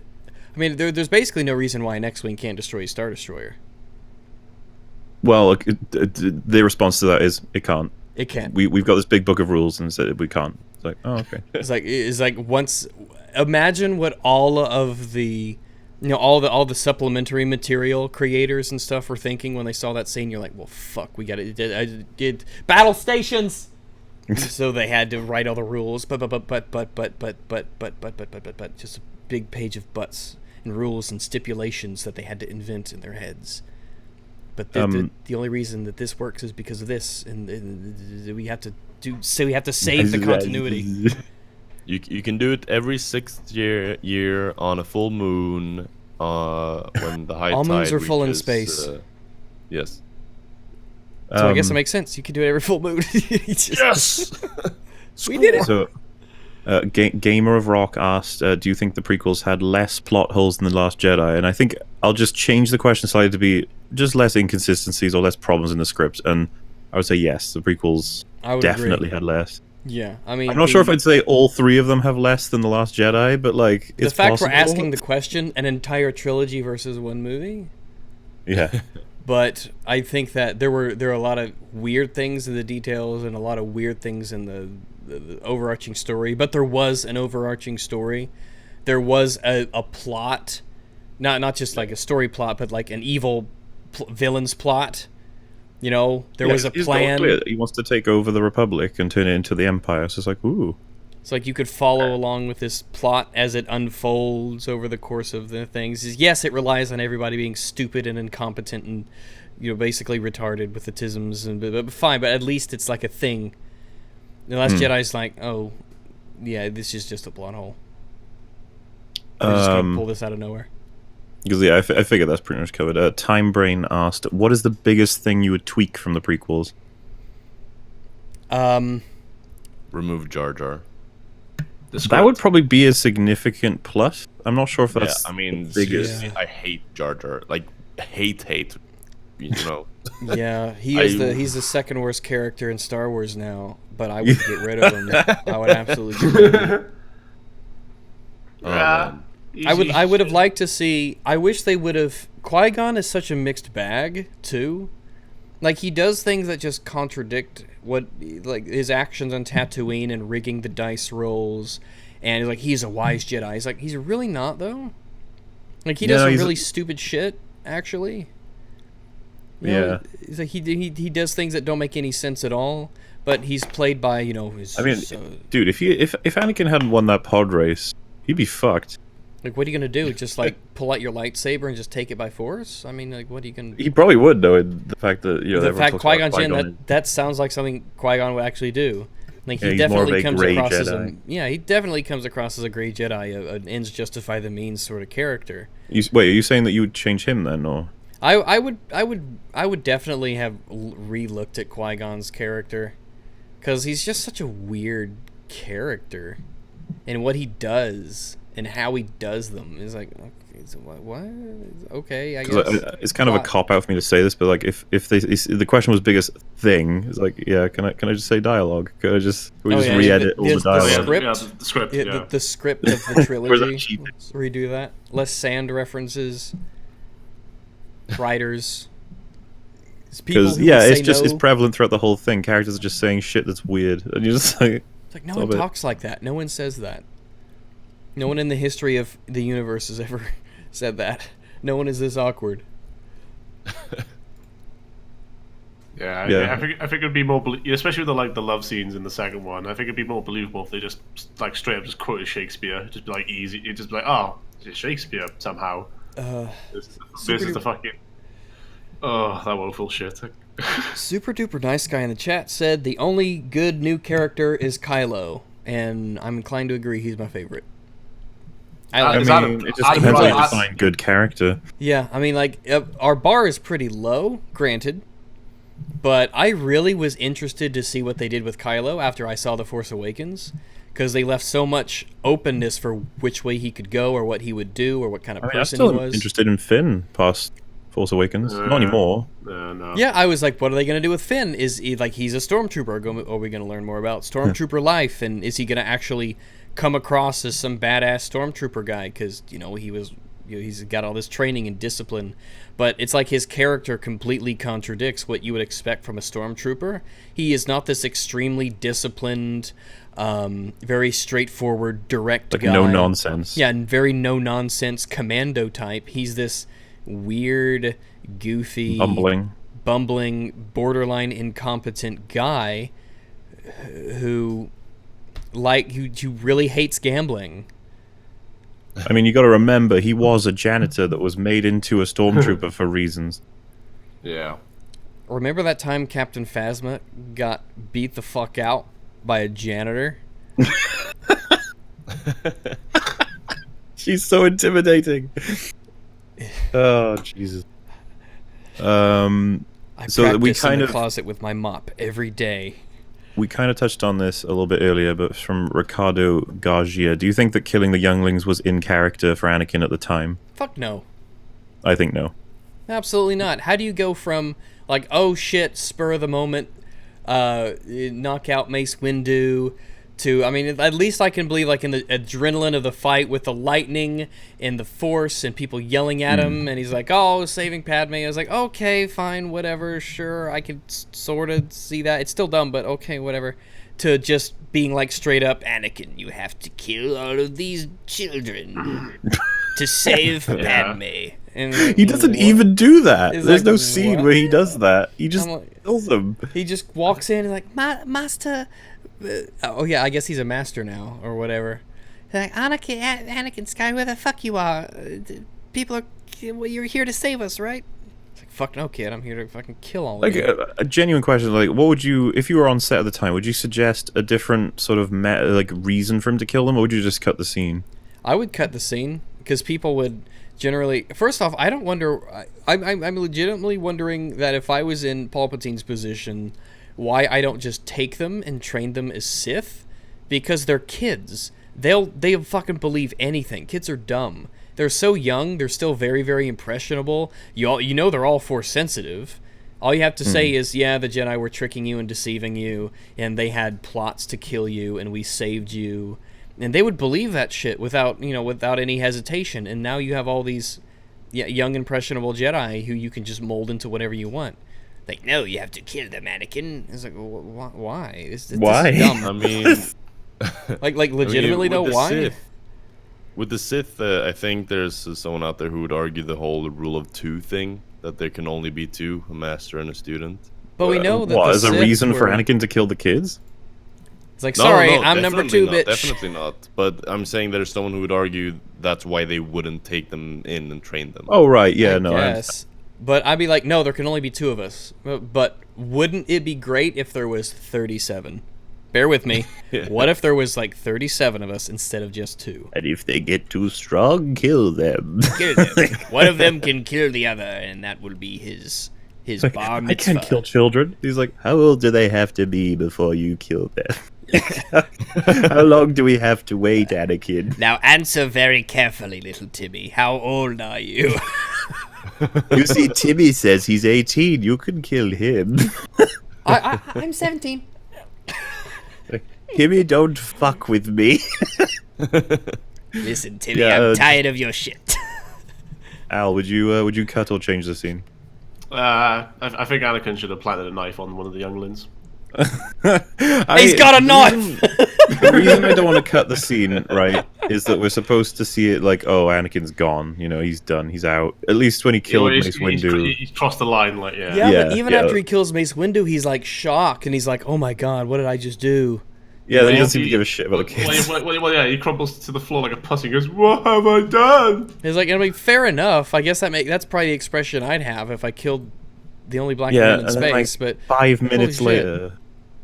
Oh, that's actually a decent suggestion if Palpatine killed the kids instead. But like I said, we still need something that pushes Anakin to the point of no repair, sort of thing. Yeah, it's like, how are you going to explain this to Padme? It's like, by I the think way, teenagers would be fine. Yeah, not kids, just teenagers. Because they could like fight back. And kill them. Yeah. You know, it's not just we're just going to kill these kids. Like, take for example, they're all defending the room with the kids in it. Oh, okay. So here's my pitch. they're defending the room with the kids in it. A bunch of lightsaber wielding, sort of like young adults, teenagers, with maybe like an adult leading them, and like all the clones can't get through it. And then like they part, and Anakin's there, and then basically just rips into immediately kills the adult, and then starts ripping into all the teenagers. And then the doors open, and he just says, "Kill them all," or something like that. Yeah, and then the stormtroopers move in, and he you know, walks out towards the camera, and then scene change to elevator. I think that could work better, or a lot better anyway, because it's just so jarring. It's like, look at these innocent children who are asking Anakin for help. Yeah, like Anakin could be, at least he could be like, he's not even gonna do it himself. Like, he's not quite at that point yet, where he's like, they have to die, but there's no way he's doing it himself, so he tells the troopers to do it. Mm-hmm. Nah, they should have the kids like playing a little like like a little sand playground thing. Yeah. That would done it. Make a little force Like, oh my god, sand sand castles. run! So this next question, I don't think it's going to take long to answer this one, but like, 2 people asked it, so I guess they really want to know this. Taco Taco and Cairo Lexical Dino said, could you not say that Yoda or Anakin are Mary Sues of the prequels? Anakin What? is not No. and Anakin's not the Mary Sue of the prequels. He gets his arm chopped off. I was going to say, the genuine answer is just no. He Neither gets- of them. Yeah, they're definitely not.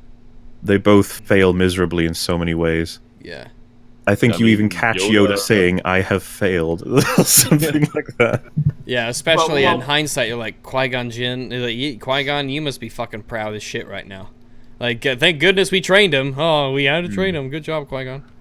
Well, yeah, I mean, Yoda- isn't the whole premise of the prequels that Yoda couldn't sense that Palpatine was actually a Sith? Yeah, Yoda doesn't yeah, do yeah, anything good, really. he misjudged.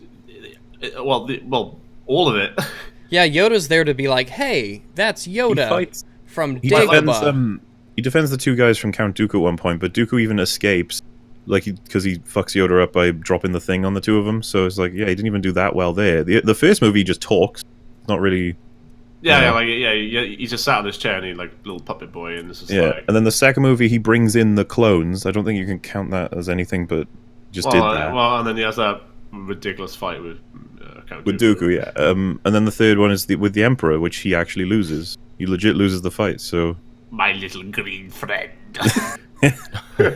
So yeah, no, and then Anakin is probably the opposite of a Mary Sue. He gets fucked up constantly.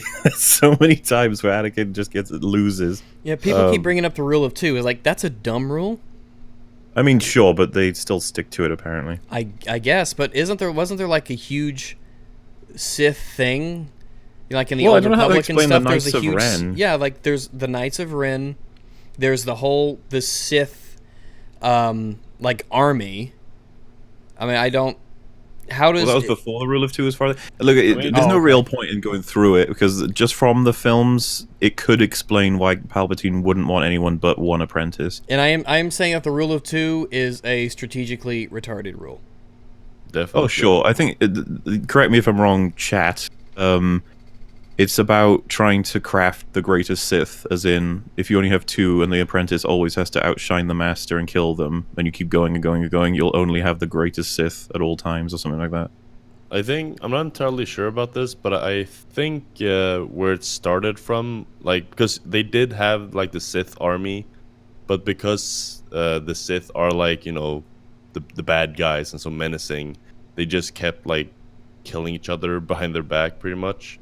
So eventually, what they did was they went with the rule of 2 instead, so that you would only have the master and the student, because everyone just tried to overshine everyone and kill everyone. Now someone's saying there's a Sith Lord that did away with the rule of 2. It's like, look, I don't know how the chain of command works. Dude, for the it's all Sith. third party. We talk strictly about the episodes. Fuck the third party shit, because there's probably conflicting information in all of that as well, if I actually went through all of it. There are leaked people watching, so that's good. All we've got, as far as I know, is Yoda says there are always 2, no more, no less, a master and apprentice. He says that in The Phantom Menace. The I would've problem with loved that to- is that they kill Maul, so you got 1 left, and then there's 2 in the next film. And you're Yeah, like, oh. it was like, Dooku. you You the trained rule a new of 2, apprentice, but whoops. you're not technically a Sith. You haven't gone through the ceremony. We don't have your Sith bar mitzvah yet, but now you're a Sith. So now there's 2. It's not really explored that much in the prequels. But I'm happy to say that it's totally in the prequels. It's just, yeah. So as an explanation for why Palpatine didn't want any more Sith than Anakin, like, I'm fine with it, whatever. Yeah, but it's not a because great obviously plan. Dooku was alive because he's an old guy. So Dooku was around when Maul was around. Yeah, and the Emperor was So- like, want to come work for me? And he was like, sure. Oh, yeah, sure. But Dooku didn't have the Sith eyes, though. A lot of people get really hung up on that. I don't like. I'm just like, I don't know. Is that totally he used space contact lenses. I don't know. Christopher Lee, what a great actor. I wish they did. I wish they did more with Maul too, because he's such like a Oh, dude, menacing Maul is looking awesome. kind of guy. You know, he's like he shows he doesn't. He says like 3 words and he dies. And I'm like, man, Yeah, that's so and he grunts. cool. he's so cool that people actually based their like online monikers after him. And I heard that Maul didn't die. His bottom half became like a robot or something like that. Oh yeah, that's the is it Rebels? It's one of the TV shows. Yeah. And I'm down with that. Sure. I could believe it for sure. So I'm gonna sort of change John Cromwell's question to something a little bit more digestible. But do you think the prequels ruined the originals? And if so, like just to what degree? I don't think they ruined them.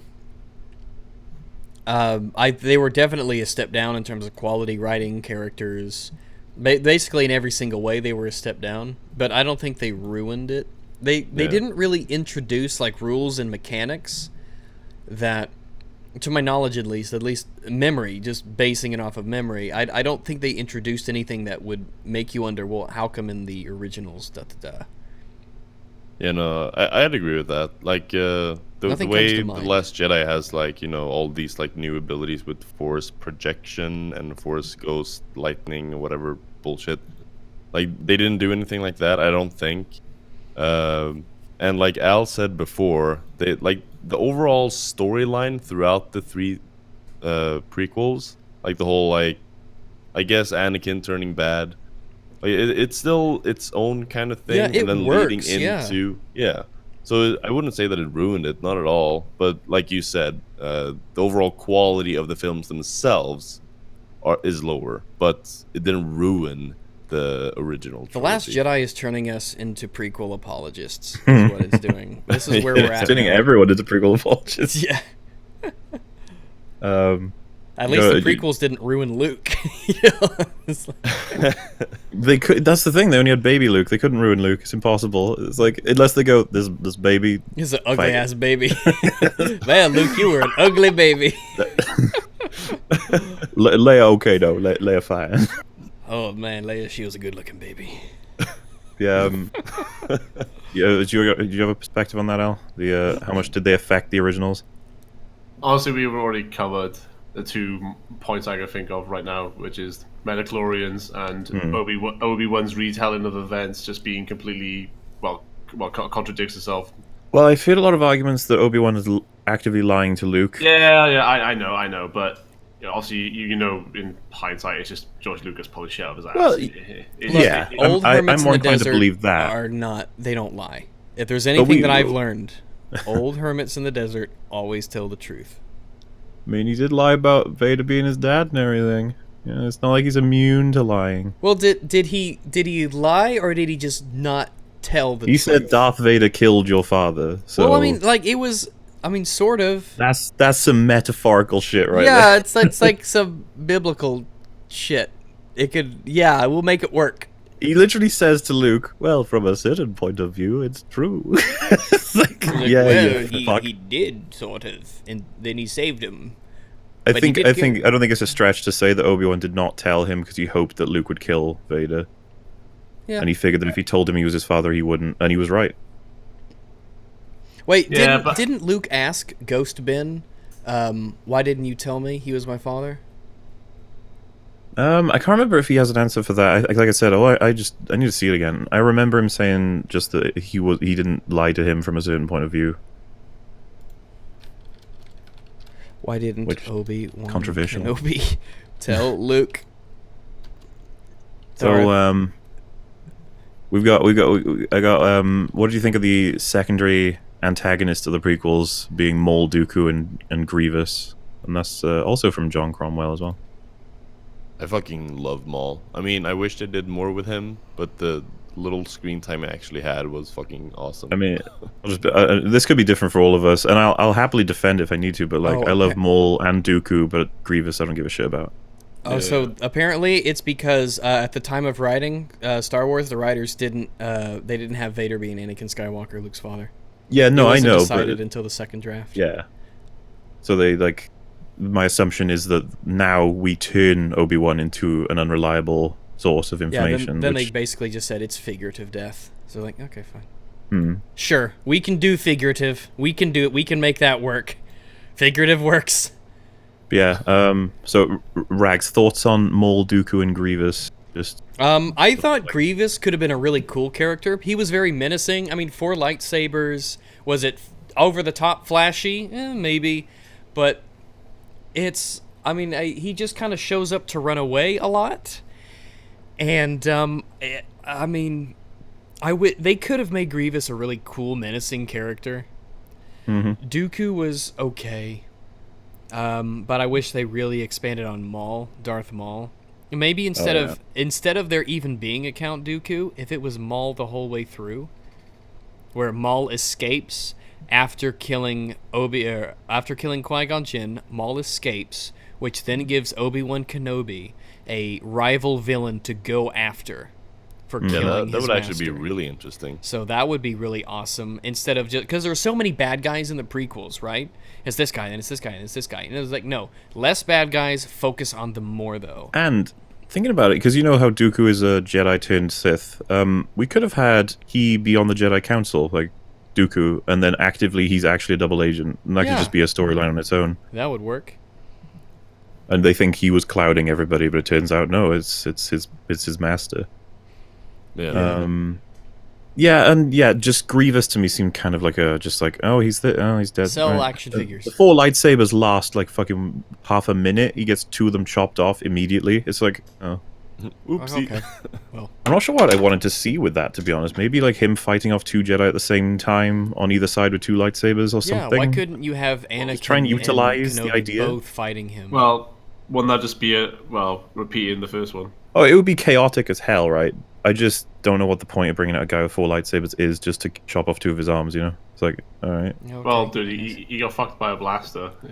He's a joke. Yeah, you just shot him with a blaster. Yeah, see, I agree. He is a bit of a joke. Like, in the films, he doesn't do much. And, you know, at least Maul killed a Jedi Master, and at least Dooku fucked up people several times. And he had way more of a presence, thanks to Christopher Lee. Yeah.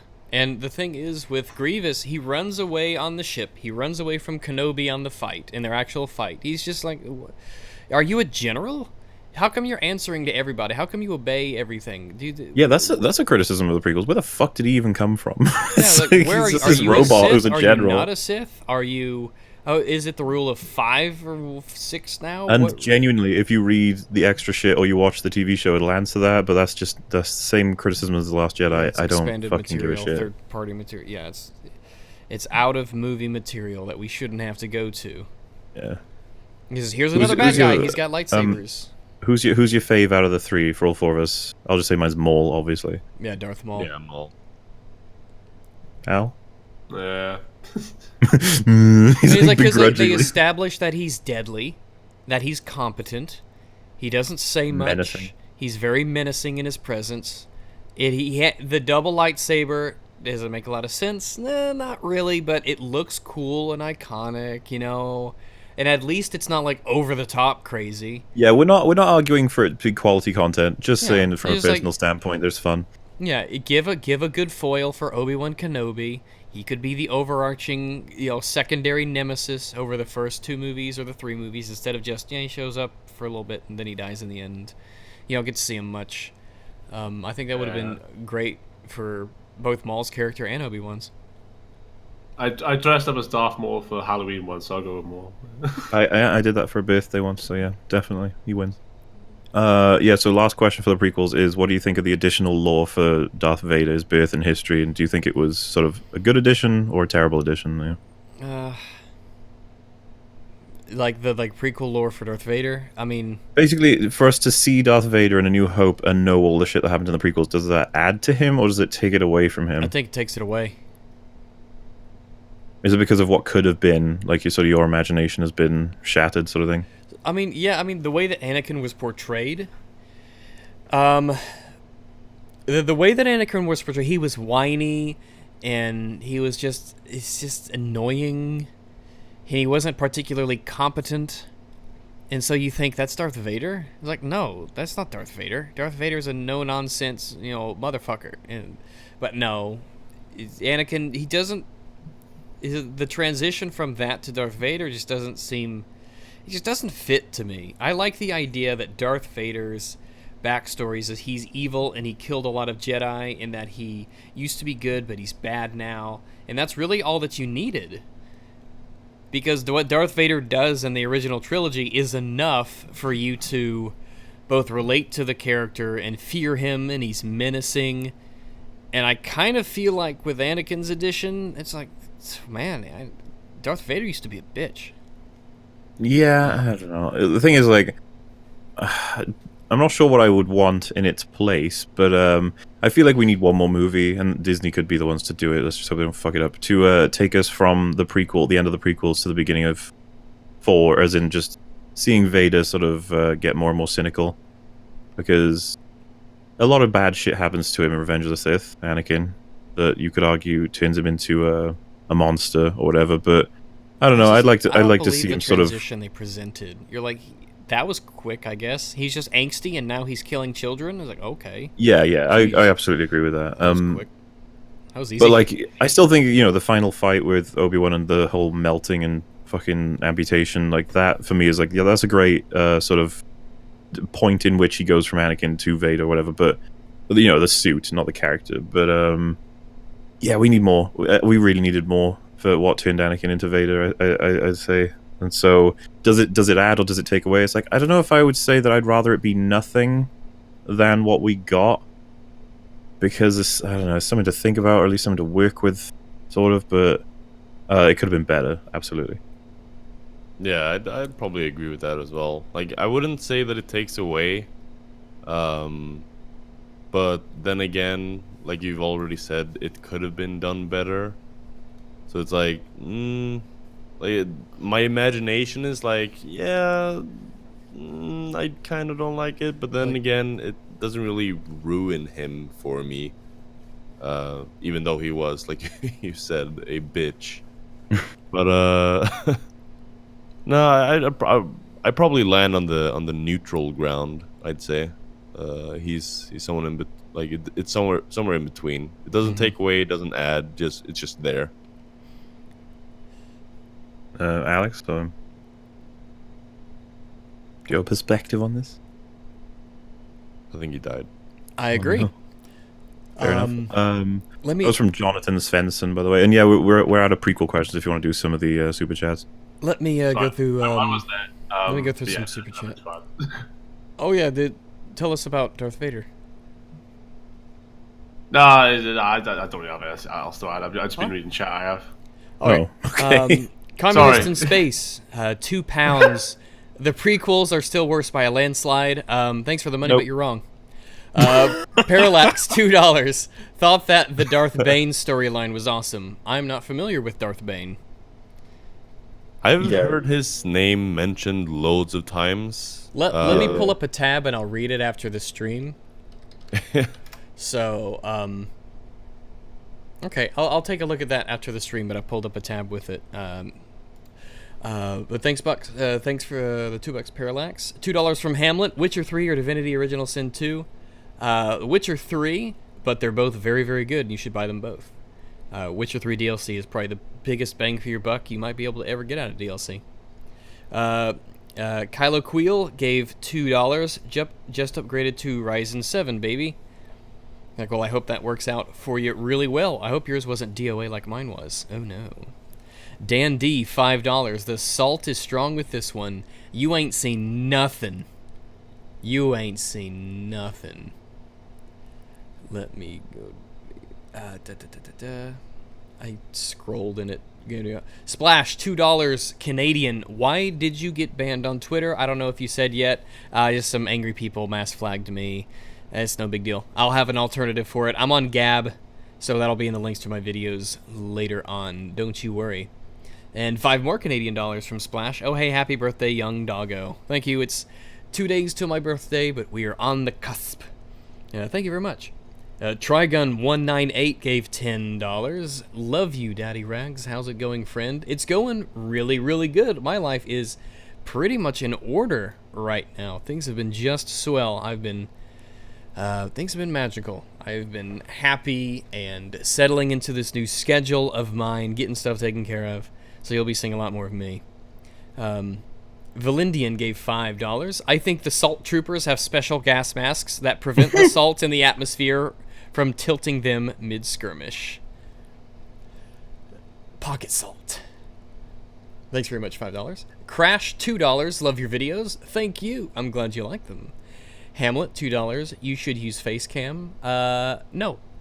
Weeb, $5. Kick V. There we go. Kick V. Wait, who's V? V Monroe. Kick No, V. It's a meme thing. Yeah. I thought it was like to do with Sargon's V. Is that not yeah. Yeah. So is there a V of our 4 people, or am I missing something? It's not me. Certainly not me. Fortea has to be. Vitism. What are you doing? Star Wars. Oh God. Duck, formerly known as Censor, $5 Australian. Can we talk about Holdo's leadership skills or lack thereof? I mean, we got modern trilogy questions next, so we probably will. Sure. We can do that in a second because there is a lot to be said about that, about Captain Purple. Justin Denzine, $20. Thank you very much for that. The reason their ability to use the Force diminished was because the Jedi Temple on Coruscant was built on top of an already existing Sith Temple. The dark side was growing stronger because of Sheev Palpatine and his boys. I wish they would have said that in the movie. Yeah, that seems pretty far-fetched.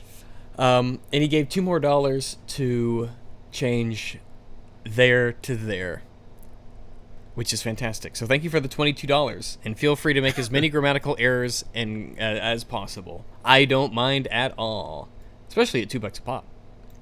Fun fact, $5. If you want to see Rags angry, just make him use the semi-autos and Dirty Bomb. Rip Artie. Yeah, they ruined. They made the Dryce pretty garbage. Automatics are dominant as ever, even more so now. Fun fact, $20. Thank you very much. Preggy chicks are pretty hot. I was just looking for an excuse to mention those cute tummies. Okay. Pregnant chicks. It's one of my things. I think they're hot. I know. No. Look. A lady with a baby's down to fuck. Is all I'm saying. Probably artificial insemination or a birth via the Force, has been established in Force birth. So thank you very much. Fun fact I think it's $30 now. Thank you very, very much. Sumi, $2. Would be better if Palpatine killed the kids. Yeah, there you go. Yeah. That would certainly make him come across as evil. Yeah, and he could just be not caring about it. Just the little children's screams. God, yeah, that might be too far. If he electrocutes a crowd of fucking kids, it might be a bit much. All right, everyone, hold hands. This will be easier that way. I'd pay money to see that, man. It's just your ringtone. Everyone's horrified, and Fortea's in the cinema yeah, woo! Yeah, all right. Yeah, get him, pal! Yeah. Technically right, gave $5. The weaker ones would gang up on the more powerful Sith. That's why the rule of 2 was created. Okay. All right. Parallax gave $2 and said, in the show, Darth Maul goes insane and has spider legs. Yeah. That's menacing. Sandman, $5 Australian. Stop the stream and go to bed right now to have a sleep. Tight pupper. Nah, man, it's only it's not even 7 p.m. here. And I had a longer than expected nap, so I'm good. I'm all set. Knack gave 20 DKKs. Are those Danish krones? I do not know. We all know Jar Jar is a secret Sith Lord. Well, you're supposed to hate bad guys, so they're off on the right foot. Chainsaw Panda, $5 Canadian. Hey, have you guys seen Cinema Wins videos on the Star Wars prequels? I think it'd be cool if you guys watched and discussed the points he brings up. I have not. Whose video, sorry? Cinema Wins? No, I haven't seen him. Never. Sinatra says $2. Kick rags. No. I'm running this dog and pony show. I'm the master of my destiny. The Gath gave $5. Is it wrong for me to think Last Jedi sucks without having seen it? With the If reviews, you've seen my 5-hour thing, you've seen the film. basically, with the reviews, I haven't wanted to spend my money. Yeah, man. I don't see a lot of movies nowadays because it takes so much to get in the theater, and if you want something to eat, it's double that, and it's only for like an hour and a half's worth of entertainment. It is, I mean, the ratio of happiness to currency is pretty awful when you go to the movies, so I don't go to them very much, but it would be a pretty tough sell because the movie is pretty awful. It's pretty awful, and the more of a fan you are of Star Wars, the less you'll like it. But those are all the super chats I've got so far. All right. So onto the modern trilogy, which is just going to be the spicy questions now, I think. So I'm not sure why this was asked, but, it was asked. So Thomas Crudler said, what's your perspective on the factions of the modern trilogy? So obviously the First Order and the Resistance, which to me are just such a joke. Okay. I don't know how strong they're supposed to be, like either of them. Like they go into The Force Awakens, and how they don't do anything with the Republic. Is there an army? How many planets are there? The universe seems to be okay with the fact that the Republic just got nuked. The Rebel Force seems to be this scrounged up, tiny... I mean, there's like 40 people left or whatever. It's like you would think that with the First Order being evil and destroying planets and shit, there would be more resistance, but I guess not. How big is the First Order? How dangerous and deadly are they? I mean, they clearly have more than one dreadnought. It's referred to as a dreadnought, not the dreadnought. How big and menacing are they supposed to be? Why is the Republic so weak and useless? There's no sense of scale in terms of the threat. Yeah, we don't even know. Yeah, you said it there. It's just like, how far-reaching are any of these things? And you're like, oh, the First Order? Yeah, they're galactic. You're like, what? Where they Really? come from? You can't do that secretly. And, dude, think about that. They're galactic, and Snoke is personally chasing down the last ship of the Resistance. Why? There are bigger fish to fry, Snoke. There's other things to do in this galaxy. I legitimately don't know how big the First Order is. Is like, can they be destroyed in a single battle? You can't destroy Starkiller Base and get rid of them. Apparently they get even stronger after that. Yeah, they get stronger when you do that. I don't know why was the Republic not doing anything to stop them beforehand?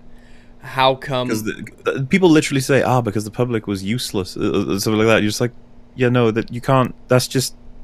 And it's like the visual novel explains how the Republic actually had policies in place that sort of shunted their abilities with weapons and warfare. And I'm just like, what? Bullshit. It's like 30 years, really? You're just like, 30 years have passed. There's no more bad guys. Let's just get rid of our guns. Yeah, okay. Lesson learned. Fucking shit. But those are kind of my thoughts on it. It's like there should have been a movie in between. There should have been something like the title crawl should have maybe explained why the Republic, this grand, glorious Republic, is so impotent and worthless and weak. But it's just in our imaginations, I guess. Yeah. Fortea, Alex, do you want to add anything or to that? No, it's just feels like a rehash, really. Nothing original. Yeah. Just the Empire turned into the First Order, Rebels turned into Resistance. Ta-da! Oh, and Rod Johnson says, "Don't forget the Knights of Ren," because the Last Jedi certainly did. I feel like if I say anything, the answer's going to be you need to read the wiki or something else. Yeah, read the books. Give Disney money for the books, and they'll explain it to you. It's funny because you can't even say this about the prequels. You'd be like, the clones are just the stormtroopers or something. You'd just be like, yeah, but they're the good guys in the vast majority of the prequels, right? And they get, because they're loyal, they get turned. It's like, it's way more interesting than just, no, it's the exact same thing. And you're like, exact same? Oh, okay. I mean, I would love to see a movie that follows a clone trooper at, after the end of Episode 3, as, the Republic shifts into the Empire, and he watches, from a clone's perspective, watching all of this stuff change before his eyes, and maybe after a certain amount of time, the war ends. Clones aren't supposed to live very long, or they're not. They're kind of meant to be disposable. So what happens if, that they survive? What if they survive the war and they grow older, and all these new guys come in and they're not clones, and how do they look at the clones and stuff like that? I mean, that could have been a really interesting story. The Stormtrooper story that Finn never gave us, I guess. So much opportunity, yeah. So much wasted opportunity. Speaking of, this kind of connects. So from Cat's All Day, is The Force Awakens definitively better than The Last Jedi? ? Yes. I think so. I'd say yes. Yeah. I mean, obviously you could spend time proving it and everything, but seriously, from a filmmaking standpoint, there's so much less in terms of issues to deal with. And even if you thought The Force Awakens was a bad movie, I mean, it's hard to deny it really set up the potential for an excellent sequel to it, because it left so much ready to be answered. It asked so many questions that were ready to really be explored, characters to be fleshed out, and it never happened. It just wasn't happening. Things were either just completely forgotten, or they were given the weakest explanations ever.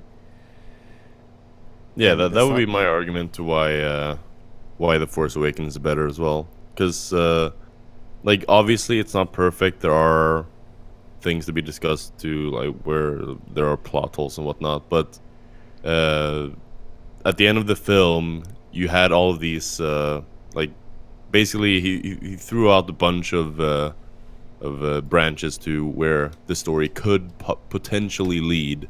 But you have to watch the next film to find out, and then we watch the next film, and we didn't find out shit. So, but it did send out a shit ton of branches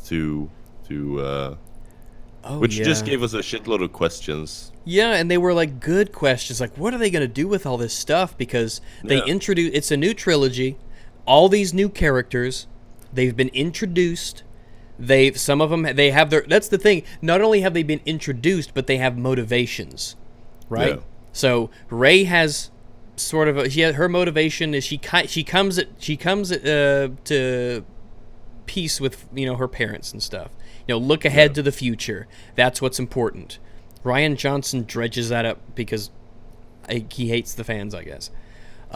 Hates everything. Yeah, I mean Finn, Captain Phasma is his foil. And, he's got a cause that he can fight for now, sort of. He's got to find Rey again. He's, a stormtrooper, supposedly. You would never guess that he was a stormtrooper. You've got Poe and Kylo. We've just been introduced to Luke again. Leia's character's a thing. You've got, the up-and-coming, the Hux versus Kylo kind of supremacy hierarchy thing they're doing. You've got Snoke. But, none of it goes anywhere. Characters are either just completely ruined and made their most simple and bumbling, or it's such a damn shame. It's such a damn shame. Definitely. Yeah. When someone says they can explain why Kylo Ren lost a lightsaber battle with someone who never used a lightsaber before, he had been shot and almost mortally wounded by Chewbacca. And I'm mostly okay with it. I still think it's a little bit ridiculous. But I think Rey should have been barely escaped with her life, sort of thing. Yeah, it would have been better if she was wounded. That's all. Yeah, she got hurt. She was shown to be not perfect in every way. It would have done, not only would it have fleshed out her character to show that she was weak and needed to learn and grow and practice and train, but it would have actually made Kylo kind of menacing, which is desperately something that needs to happen with him. If he's going to be a bad guy, make me afraid of him. Make him dangerous. I mean, just go ahead and think about that for a second. We've had 2 full-on movies, and I don't think she's been hurt once. Has she actually had she was thrown into a tree by Kylo at the end of Force Awakens. Yep. She was tortured by Snoke off screen. Sort of. Yeah. Yeah, but nothing that you could see. It doesn't hurt her pretty face. Yeah, that's nothing that we can scars, actually... no blemishes. Yeah. I mean, Kylo even got a scar. I know, He got shot almost, apparently mortally, and then he has a scar across his face. It's that's what happens when you are in... No, scars are for bad people have scars. Good people have pretty faces. Right. Bad people All have right, scars. what Disney film is it where you have the guy who's actually named Scar? Lion King. Oh yeah. Yeah, I know. I think I just fucking with this. I was like, What a great he's a movie. bad guy, right? He's a bad guy. Scars mean bad guy. Look, I'm just saying Simba had way more character development than anyone in The Last Jedi. But he didn't have any scars. But he Not as didn't much have as any Rose. scars. Do you remember Rose explains her whole backstory and she has more character than anyone else in the film? Oh yeah, that's right. She explains a thing. Which contradicts what she does in the movie, but she explains a thing. I used to be a slave child like you. I'm gonna save your horse now. Do you want to? I can move on to the next question as well. I don't know if Alex wanted to say anything about that. Nah, Force Awakens is it's better. It was I hesitate to say this. It's just so much more enjoyable, and I of course it's subjective, but goddamn. And I looked forwards to the future of Star Wars. Oh, what will they do next? I wonder. And The Last Jedi's like, I don't give a fuck what happens to anybody. So how far do you think they'll go in terms of retconning Episode 8 when making Episode 9? That's from Dover Spy. If I think JJ will do as much as he can if he's really smart and he wants to do good by the fans. Like, to contextualize this, suddenly having a resistance force, I would consider that a retcon of 8. You know, because he's just like, I know you want to limit them, but no, we're doing this now.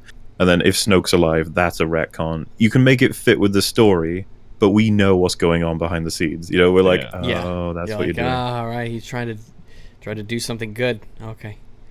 Bring it out of the fucking depths. That JJ, Ryan you're the Johnson real grounded hero. in. I mean, honestly, he has to do something because, like we've said multiple times already, Ryan just cut all the threads on what possible storylines he could continue on. Like, what do we much. have? We have a teeny tiny little Millennium Falcon flying in space with like 40 members on it or something. It's like, We have to take okay, down so a what do we galactic do with that? empire, guys. Yeah, well, the story has spread of Luke's heroism somehow, and they're just going to pop to a planet, and there's going to be thousands of people just willing to join, and there's going to be another Radis ship right there. And you'll be like, let's do it, guys. And then some other guy goes, it turns out the source of the First Order's power is this giant planet killer called and he just starts laughing. The as he's explaining it. Schmarshmiller. He's like, fuck, you know what we got to do, guys. Like, all right, yeah, that's good. The Galaxy But Destroyer. really, I mean, think about how meta it really is. The whole thing, it's super meta because the trilogy itself undergoes an arc where it begins and sets things up, and then the middle movie is the low point, and then it all comes together in the third movie and the trilogy. Oh yeah, and don't get me wrong, because I've seen a couple people in your chat say it's like, no, I do not think that Abrams is going to save it. I don't. I have no. Abrams can't finish stories at first, and he's got to finish one of the most retarded fucking middles of a story I've ever seen. It's like, no, he's fucked. Probably, I'd be seriously surprised if it was good. It probably will not be good. And I don't know if I could blame JJ because what are you supposed to do? Yeah, that's another angle. I don't blame him because if someone told me to finish off this trilogy, I'd be like, I don't fucking know. Like, what the hell are we going to do? We have to make a whole new story. We have to make a trilogy's end without a trilogy beginning and middle. Yeah. But Just what have happens- Rey wake up from a dream or something. Like, wake up in the cave You- where she supposedly genuinely meets speaking, her you would have- parents. You have more to do in terms of a story if you forget the middle film. How insane is that? I Like, know, you have right? more of a story to tell. That's just retarded, honestly. Like, what the fuck? The Oh, fact wait, that what that's if JJ is the meets- actual truth. behind closed doors with Disney and he's like, listen, like, there's not shit for me to do. Like, can I just make another Star Trek movie? He's like, I'm out, guys. I'm out. I mean, a lot of people theorize that he's back in because he's like, I gotta fix my story. I gotta fix this shit. Yeah, he just walks into the office. He's like, "Can I just like bring Iron Man into this or something?" He's I'm like, like, guys, please. it's like, Ryan, what the fuck? It's like I said, I was like, this should have been your layup and my assist, and you just fucked it up. Like, you killed Snoke and everything. You killed all my characters. How could you do this, What the hell are all Ryan? these space puffins doing everywhere? And Ryan's like, if they're not in episode 9, I will find you. He's like, Oh my God. Okay. So this is a bit of a complicated question. We'll have to see how you guys want to approach it. But how would you have created a theoretical good episode 8 while maintaining its sort of what structure it has? That's from Nate Winchester. Oh, I need to go get that comment from that video that I liked. Oh yeah. I've had a couple of really long comments on my videos explaining their own scripts, and you read some and you're like, shit, man, this is some good shit. All right, so basically what I would have done and what I expected for them to do, my expectations were subverted, by the way, was there would be 2 stories kind of running alongside each other. There wouldn't be 12 B plots. There would just be 2. There would be the Force users and the non-Force users. So you would have Rey, Luke Skywalker, Kylo, Snoke, all that stuff. They would be doing the Force thing, the good and evil, the light and darkness. Luke's character would just the opposite of what happens in Last Jedi, where he sees the plight of the galaxy and he comes out of his I wouldn't even say he ran away. He went to meditate, to become one with the Force, to the whole temple stuff, it was in the movie so quickly and for such a moment. I wouldn't have even really had that be a thing. It adds nothing to the story. It raises more questions than it answers.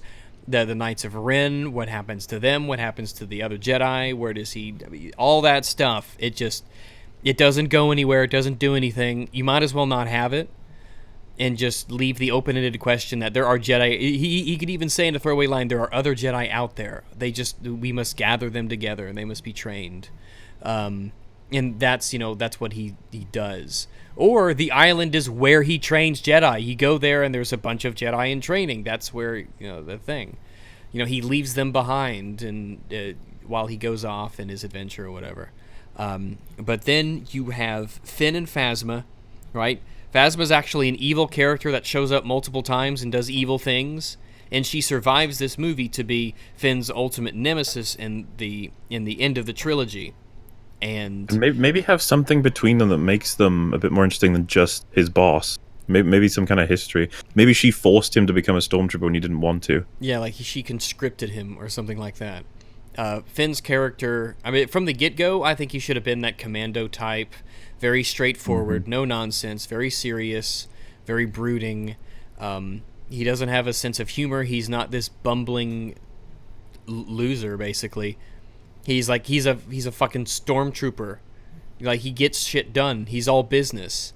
And Poe would really contrast well with him because they're both soldiers, but Poe's like really outgoing and funny and energetic, and he's the hero type. And Finn is a hero too, but he's dark and brooding and serious. And so they play off one another. They play off one another really, really well. Rose Tico dies in a fire. BB-8 just hangs around. He could be the comedic relief. You introduce her just to do that. Hi, I'm Rose Tico. It's a terrible accident. It's terrible. It's nothing you could do about it. Accidents, it's spaceships. There's a lot of moving parts. Sometimes things go wrong. It happens. But they're fighting the Empire, the First Order, whatever, the Empire. So you have that. You have the Jedi, and these 2 stories are kind of running parallel to one another. So you're not constantly skipping from this planet to that planet, this planet, that planet. We're not constantly going from this character doing this, these 2 guys over here, and this person over here, and in this story here, and this code breaker there, and these race horses over here. No, just 2 stories that you could focus on, not skipping. You know why I like your pitch so much right now? Why? Because it's like you've got ideas. Just ideas. Yeah, things happen. There are ideas in there. We explore concepts, we don't ruin them. There is soul in what you're saying. And even if you want, when it comes to the biggest problem is Luke. Luke is the biggest problem that needs to be fixed. Okay, so I've got a pitch for that, but it'll be a question. I think it's the last question for the modern trilogy. Actually, I'll cover that one because I've got a really good. Well, I think it's a good pitch. You have to see. So you could have if you want to expand on the Jedi aspect, then end the trilogy with Luke basically beginning the temple, right? Luke's not so old he can't do it, right? Mm-hmm. So the trilogy ends with remove the scene where the kid gets the broom. That's what you end things on. You don't just have that in the beginning of the end of the. You don't have it at the end of the second movie, right? You have the idea that there are Jedi out there. It could be a thing. You show it at the end. That's that glimmer of hope, the spark that the adventure will continue. There will be more movies, there will be more stories to tell. There's going to be more things that happen in the Star Wars universe. This isn't the end. It might be the last movie. It won't, of course, because it's Disney. But this could be the last movie. This may be the end of this trilogy, but you know that things will still go on. There's still more adventures to be had out there. Luke begins the temple at the end of this trilogy, maybe with Kylo in tow. I would really have liked to see Kylo turn good and Rey turn bad. Yeah, that's because a lot of people are like, oh, so predictable. And it's like, why? It's better than nothing. Can we just have that? Rey's drive for answers. She becomes almost like nihilistic in a way that Kylo ended up being, where she doesn't have she doesn't have a history that makes this happen. Yeah, she's got nothing. She's some nobody from nowhere. She has nothing to attach to. She has no reason to be so upbeat and spirited. Her character doesn't make any sense that she's like that. If anything, at least maybe Kylo looks up to Darth Vader because of, it could be Imperial propaganda. You know, Darth Vader's the hero. You know, he was the good guy, and that's why Kylo looks up to him. But then he meets Luke, and Luke explains the truth, and he talks to Luke, and Luke, you know, changes him. Not this whole Luke tries to murder him in his sleep nonsense. But whatever. That's the start of it. That's off the top of my head. Just an idea. No, yeah, of course, and that's the thing. It's a tough question as well, like to fix it while maintaining it. Because I would just be like, can we just throw it all out and start again? Can we just like start at the end of The Force Awakens? But I understand because people are like, it's a much more interesting question to try and tweak it instead of just make your own story. Because it's a fan fiction then, instead of like an actual like you're trying to repair it. Yeah. I don't know, Fortea or Alex, if you have any suggestions for a theoretical good episode 8. I mean, pretty much just build on the characters. Just use them. Don't kill them. Don't kill them. Yeah, don't kill anybody. Oh yeah, and someone asked in chat, how is Finn a coward? It's like, he's not at all, ever. But Rose thinks he is, and the movie treats that like it's the truth. Mm-hmm. It's like, Rose, like, we're here doing the thing that I said that I was going to do. Like, this is a real thing that we're doing. I wasn't lying. When he has his moment of proving it, it's almost like we're supposed to go, Finn's not a coward anymore. Yeah, like, what? We know. That's the idea. It's like, Finn's not a coward, he's just incompetent. And he also, well, in the first film, he wasn't a coward, he just didn't want to get involved in the war. He just didn't like it. He was like, I don't want to fight for this shit. And that's a lesson he learns from the freaking Codebreaker. The Codebreaker's like, it's all a machine, man, don't get involved. It's like, wait, hang on. It's like, I'm not 12. And Rough. someone said, what if Snoke is Plagueis the Wise and doesn't die, Luke? So, like, that, like, what if Snoke was that, what if Snoke was Palpatine's master? Something like that, No, I can't do that. It's too predictable. You have to subvert expectation. I'd so much rather it be good and predictable than crappy and it knocks me out of nowhere. I remember before Episode 8 came out, there was like loads of rumors. Not rumors, but like theories of where they were taking the story. Yeah. There was a lot of theories regarding like the gray zone, like the not going so far to the dark side or so far to the light side, but having some like in between. Oh, a new faction. The light side is retarded in sorry? A new faction of Grey would be great to explore.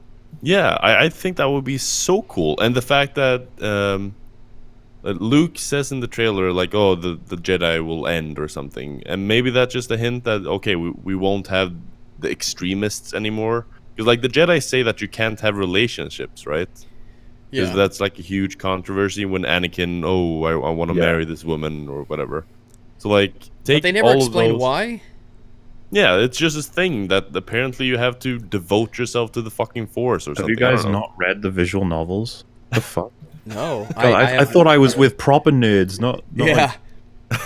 But they never explain, why can't Jedi have relationships? How come they have to be celibate, sterile, unfun, uninteresting? Yeah, and monks? unfortunately, I'm sure there is a really good and interesting explanation of this that causes conflict in the bonus stuff. It's not in the films.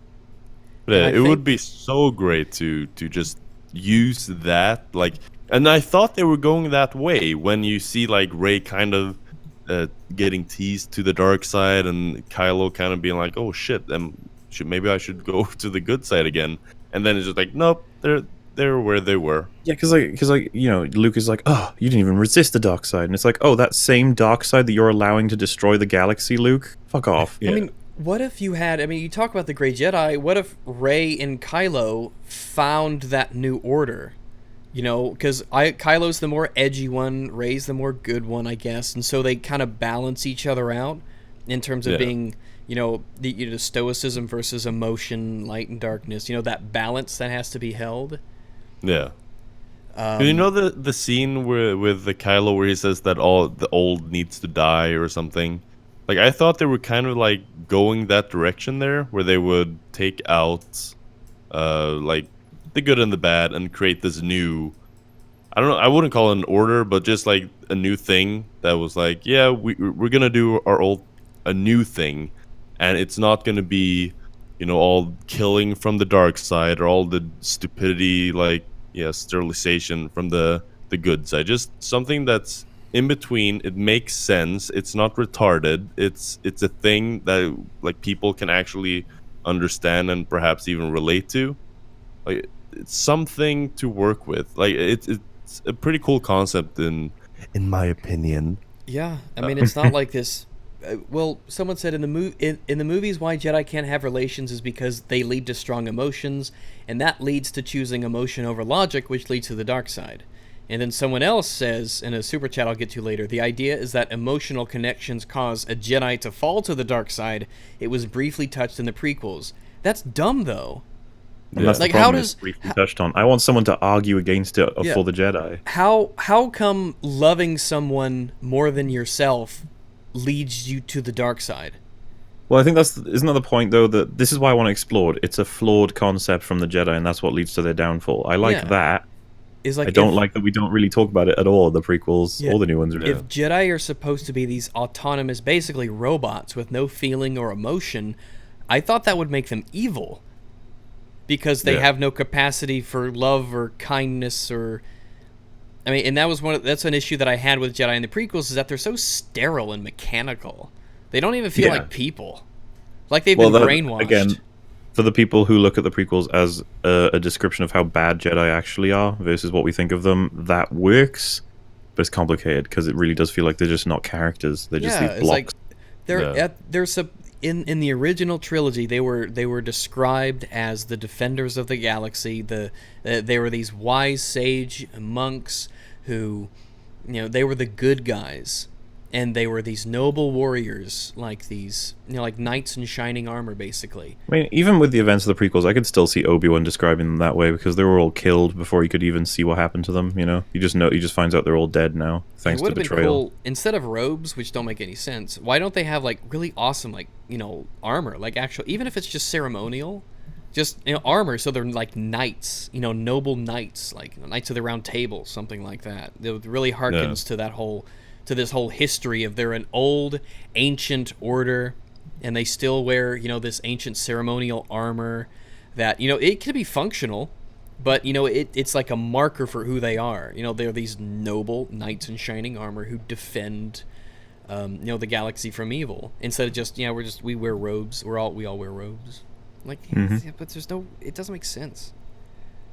It doesn't even have any like real connection with anything. Jedi armor would be rad as shit. I agree. I know, right? It's like it. Yeah. So there's a question from Suns Out, Puns Out, Nate Winchester, and Longcat. What would you have made the modern trilogy about? And I feel like you can simplify this to just being like, for example, it'd be like, yeah, we could have been an invading force, forces the light and dark side users to band together to defeat it, or The construction of the new Jedi Order.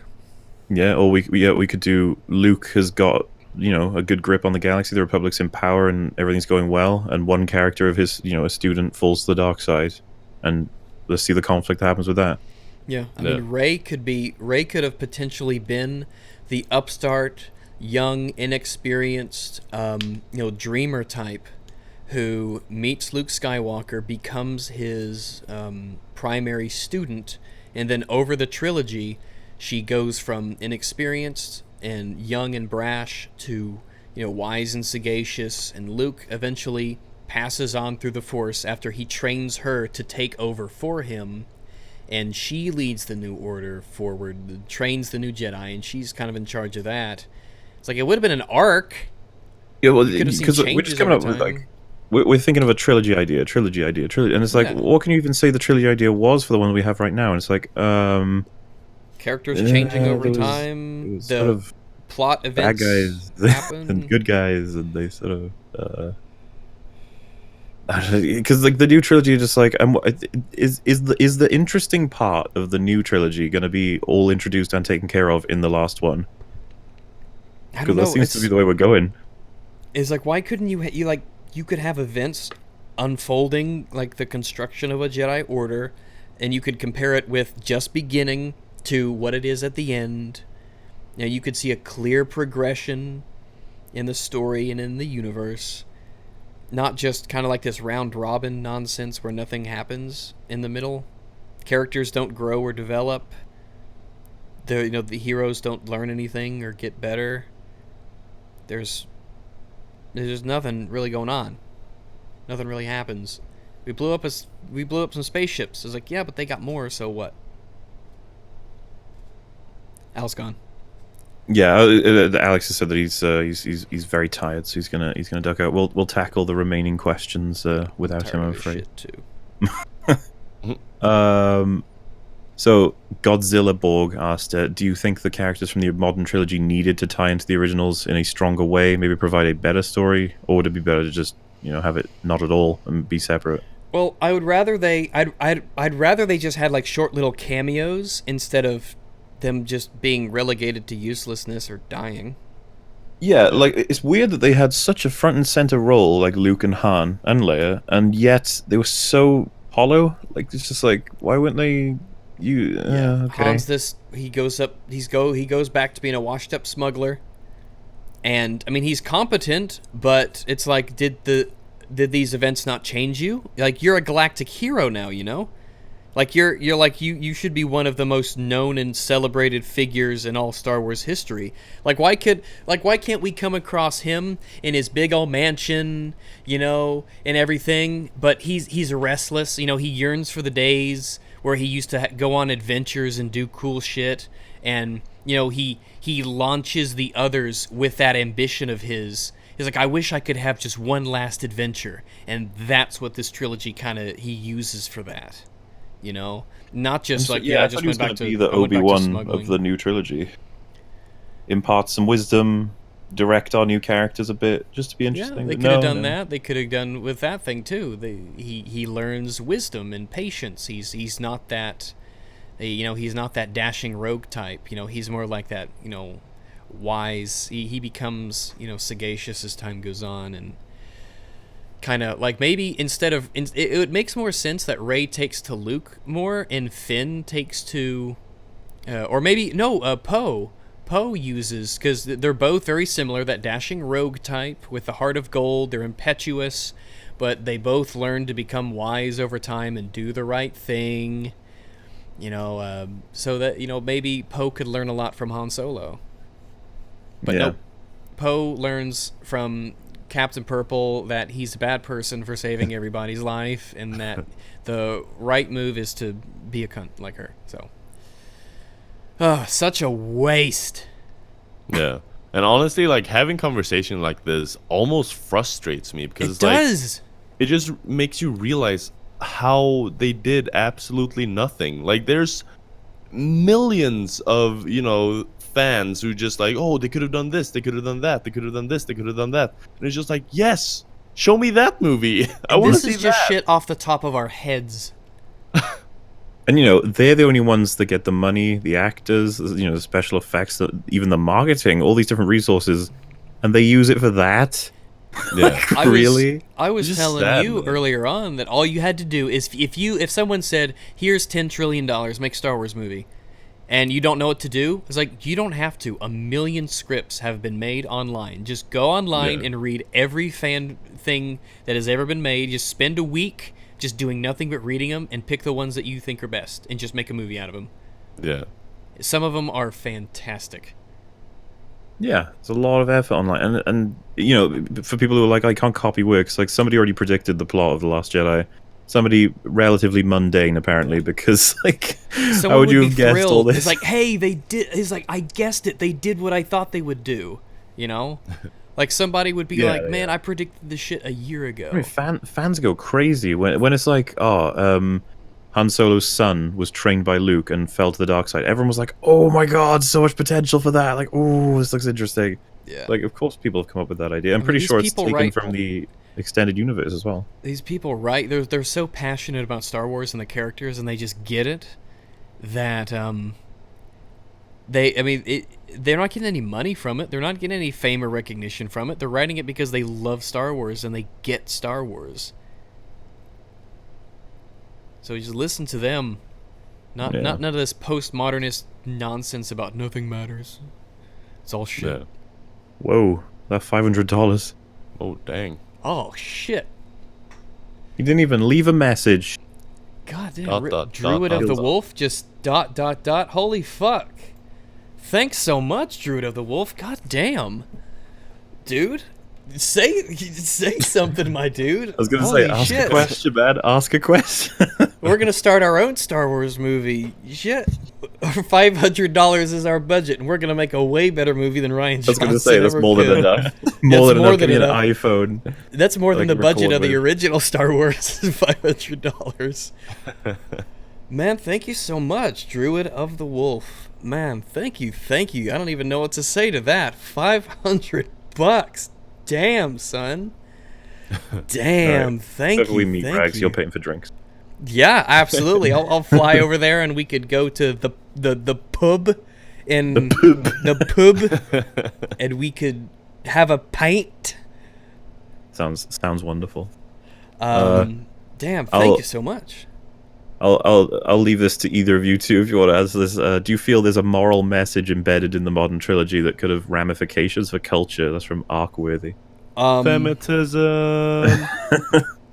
Man, and the thing is, when it comes, because people have been saying in the comments, I do watch the comments as they scroll by, but people have been feminism has popped up a few times, and I don't blame people for looking at that angle, because you clearly have a set of female characters who are wise and perfect and unstoppable, clearly heroes, imparting lessons and women-splaining things to male counterparts that audiences actually like.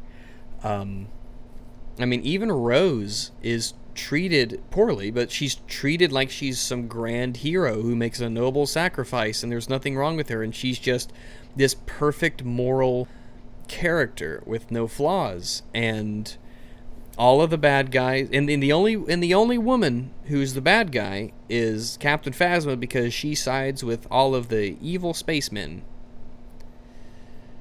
So it's interesting. It's interesting how so much of the good guys, how immensely diverse the cast of the good side is, and how much that doesn't apply to the other side. It's very interesting, the anti-capitalism stance that the movie takes. So brief. It's so... What did it come from? What is it trying to say? Why is this in the Star Wars movie? I don't understand. Because there's a couple of things you can say about politics from the prequels, and I totally understand this. You know, like the idea that it's like a republic can lead to a horrible power rising. And it's like you can infer some things about politics from that, but like Encanto Bite is so on the nose, and it's like pointing at it, being like, "This is bad." Evil, rich white men with their casinos are taking advantage of the poor and downtrodden through capitalism. And you're like, what the fuck? It's just you're Disney making a Star Wars movie. Well, Disney making an anti-capitalism movie. It's just like, excuse me. You're like the biggest company in the world other than Google. I just don't get it. I mean, I understand that, you know, the Empire is space Nazis. Like, I get that. It's like, okay, yeah, I get that. The symbolism is like, okay, they're the bad. They're supposed to be like the bad guys, and universally, it's generally decided upon that Nazis are bad. Yeah, okay, fine, I get that. But it's like everything is like, capitalism's the bad guy now? It was like, oh. And remember, Okay. hurting animals is bad. I don't know if you knew that. Hurting animals is bad, guys. It's like, yeah, I think, yeah, I know. And then they're like, also capitalism's bad. You're Also like, whoa, capitalism's bad. whoa. Like, wait, It's what? like, I guess gambling's bad. Like, casinos are bad. Gambling's bad. It's like, okay, I guess. Capitalism's bad. I don't get it. I don't get the point. like- Why is this in Star Wars? What message is Ryan trying to tell us? As for an effect on culture, though, like, you know, the original Star Wars, a lot of people attribute the story of Luke and everything else in terms of it helped them sort of craft their own morals and what they sort of define as intrinsic traits themselves. They can go, I can trace that back to what I saw in Star Wars when I was a little kid. Do the right I don't thing think- against all Yeah. hardship. I Even don't if your think that's going to opponent is happen with the new minor. ones. People aren't going to be looking at Rose Tico going, yeah, I'm going to save my friends when they try to kill themselves to save their... Wait, what? Like, I'm It's getting like lost. the new series just gives us memes, not morals. Hashtag Yeah. memes, not morals. Yeah. There's an interesting question in the chat by Musashi. If he says, do you think Disney should have kept Lucas as an idea consultant? I think, well, at first they kind of did, didn't they? But then they listened to him and then they're like, no. Just Lucas no got, to the I whole think thing. Lucas got all kind of like salty over the new series and everything. I don't know. Yeah. That's what I heard. And But maybe, I I mean, just- it couldn't, at this point, I'm like, yeah. Yeah, because it's better than what they have, so yeah. Like, I mean, you could've maybe said- we should rephrase the question. Like, what do you think he would have done differently? Like, do you think he would have tried to keep Luke's character like the way it he would have been used true to to the be? characters, I think. I genuinely think that. Someone's asking, how is there a debate on Rey being a Mary Sue? Because a lot of people don't want her to be a Mary Sue, basically. A lot of people consider it sexist to call her that, completely fucking missing the point of the actual label. Yes, it could be called a John Doe or a Bob Thomas or Jinglefar Donklewitch. It doesn't matter.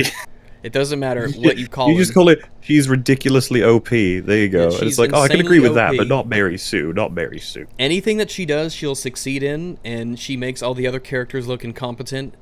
And despite having there be no reason for why she's as good as better than anybody at every, she's basically like the Neil Breen of Star Wars. She's the best at everything, and there's no room for her to grow. Like what? I guess she beats the bad guy in the next movie because, I mean, how does she grow? How does she develop? She doesn't face any hardship. Dude, it's gonna be so funny if she just like dominates in the next one as well. And it's just the trilogy is just look how good this person is. Yeah, it's like Okay. it'll just be called the Rey trilogy. Yeah. I think that's fascinating though. We haven't had a character like that in a while. A trilogy of films to show a character is just impossible to make a mistake. It's like complete... a fan fiction. Like Yeah, like a she's really super awesome and bad she does one. flips and she gets triple kills with turrets on TIE fighters and she beats Kylo and she's never She used has like a lightsaber. staff. Okay, so why is she good at the lightsaber? Well, she's good at that too. Shut up. She's good at that too. Good at both of them. Because she's a fan of Star Wars is why she's so good. Remember? I just love the idea that it's like she Alright. starts up. Fucking oh movie god, Bob. That fucking movie Bob nonsense. She's good at everything because she's a fan Dude, of Star if- Wars. Fucking brilliant. If I had movie to Bob. dig to the bottom of the barrel to defend a movie like that, like I go, oh, The Room is amazing because it's a theme of forgiveness of your inner self. You just be like, excuse me. Okay. Like, wait, stay with me. I'm gonna spend 8 minutes explaining this incredibly complex thing that's gonna make the movie amazing. Okay, and you're like, I'm alright. It's like, no, the acting is like that because of this and this, like this, because it's this huge. Like I said, in my videos, I always look at it as like that clip from It's Always Sunny in Philadelphia. It is Philadelphia, right? Always Sunny in Philadelphia. That's one, yeah. Where he's got that board of information and the lines, yeah. and it's just like these people Yeah. have to draw up these insane fucking Like things. no, to no, be no. like, It makes "This is why sense it's gonna-" because if you read the Phaetons and the Jews from space and the fucking Disney power, okay. But yeah, then you'll have Ryan Johnson be like, "Wow, you've really worked hard." But when you look at Rey's character, it's like somebody inserted themselves into a Star Wars fan fiction, and they're the best at everything. And they want to give the impression that they're not perfect, so they have like that, like the quote unquote torture scene for just a moment that they don't show, that she doesn't actually undergo any hardship or pain, and it doesn't scar her in any possible way. He's like, yeah, see, I suffered. He's like, no, you didn't. No, you didn't. No. Like, you just want to give the impression that you did so that you could say that you're not perfect, even though you are in your own little head fantasy. I'm the best at everything. Okay, Ray. We know. We know you're the best at everything. So I've got a bit of a. This is more of like it feels like a genuine question because anybody who's watching my videos with how like I can be very definitive about quality. So Yeah. Raid Than FL said, "What can I say to people who think I'm crazy for disliking the movie?" What I would honestly, I would start by watching Mahler's videos. They are extremely send them there, comprehensive. Yeah, there's a link in the description to your channel, and they are front and center on it. But yeah, it's even you don't have to remember it all. You'll absorb enough of it via just diffusion of information. And it is long, but what I'll say is just like just run through it, Just casually. listen. Yeah, you could Yeah. listen to it while you're playing a game, while you're making dinner, while you're jerking off, whatever it is. Listen to them, and it's. I mean, if the only, I mean, there's just so much to go through. And It's so yeah, layers if of you just casually say incompetence. like, "Oh, I hated the Last Jedi," and someone's like, "Oh my god, are you crazy? It was amazing." It's just like all the best you can literally argue this to them. You could be like, "I can't explain to you why the movie's bad quickly because it took a guy who scripted it again and again. He managed to get it down to 5 hours to be able to explain it fully when he's trying to take advantage of every sentence." So it's like it's a complicated issue if you want to give that a shot. And yeah. And the somebody asked if do you think we're gonna see Lando? It's like, no, I don't think we're gonna see Lando. That would have been What, in been episode cool to 9? see him and Han in the beginning of The Force Awakens. Like when we meet Han, he's with Lando and they're like doing bro stuff. You know, like cool. He has just cool stuff, and they're friends, and you know they're both heroes. They're heroes of the rebellion. You know. Mhm. Yeah. So, you know, it would have been a cool little nod. It's like, hey, it's Lando. You know, I remember him. He didn't have to do anything necessarily. It's just, yeah, Lando. Cool guy Lando. Calrissian. But if the next movie, I don't know, maybe they go to Cloud City to pick up some schematic for a secret thing that kills the next massive starbase. Who knows? Lando's like, oh, I've been holding on to these in my back pocket for 37 years. I was going to say the next question kind of sort of covers what you just said as well.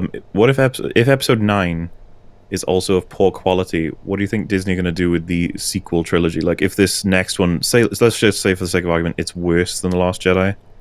Like, what happens then? That's from Time Brain. They're gonna have to they're not gonna get rid of Star Wars. It'll still make money, but they will. Oh, I don't think. Yeah, I don't think They're gonna have to have. They're gonna have a serious come to Jesus meeting in the boardroom about what Star Wars is and what it means, because a lot of people will not forgive them for ruining Star Wars.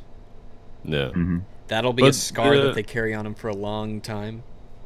But the next trilogy that's after this one, the one that Ryan has, is that supposed to be like episode 10 to 12, or is it supposed to be a trilogy on its own? As far as I know, it's 10 to 12.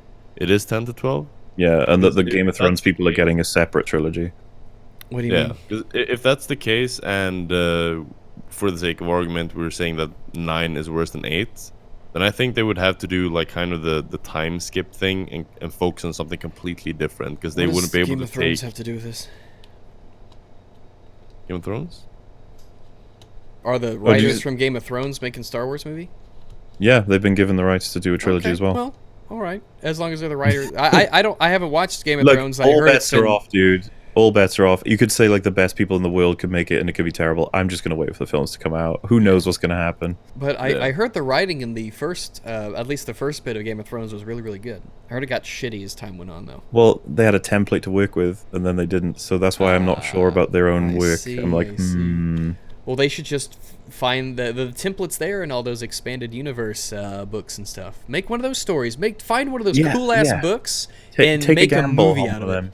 Yeah, it's like, hey, this book that you wrote about this awesome shit, it's awesome shit, and we want to make a movie about it. because this book is full of awesome shit. It makes sense. You know, like, yeah, do it. Like, do a fucking Boba Fett movie where he's just a badass, like a John Wick style Boba Fett movie. He's like, I don't give a fuck. It's like, I'm a bounty I don't know hunter. why they can't do that. I'm a stone cold do it. motherfucker, and I'm Boba Fett, and I don't give a shit about you. But I've got a little bit inside, a little bit of morals, just a little bit deep down, because they had that one comic where, you know, he finds the Jedi who's barely a Jedi, and he just, you know, he lost his, you know, because Boba Fett lost his father, and so that's like his soft spot. You know, he hates Jedi because Jedi killed his father, and he's working for the Empire, doing this, that, and the other thing. But he's just a badass. It's like, I just want a badass in Star Wars.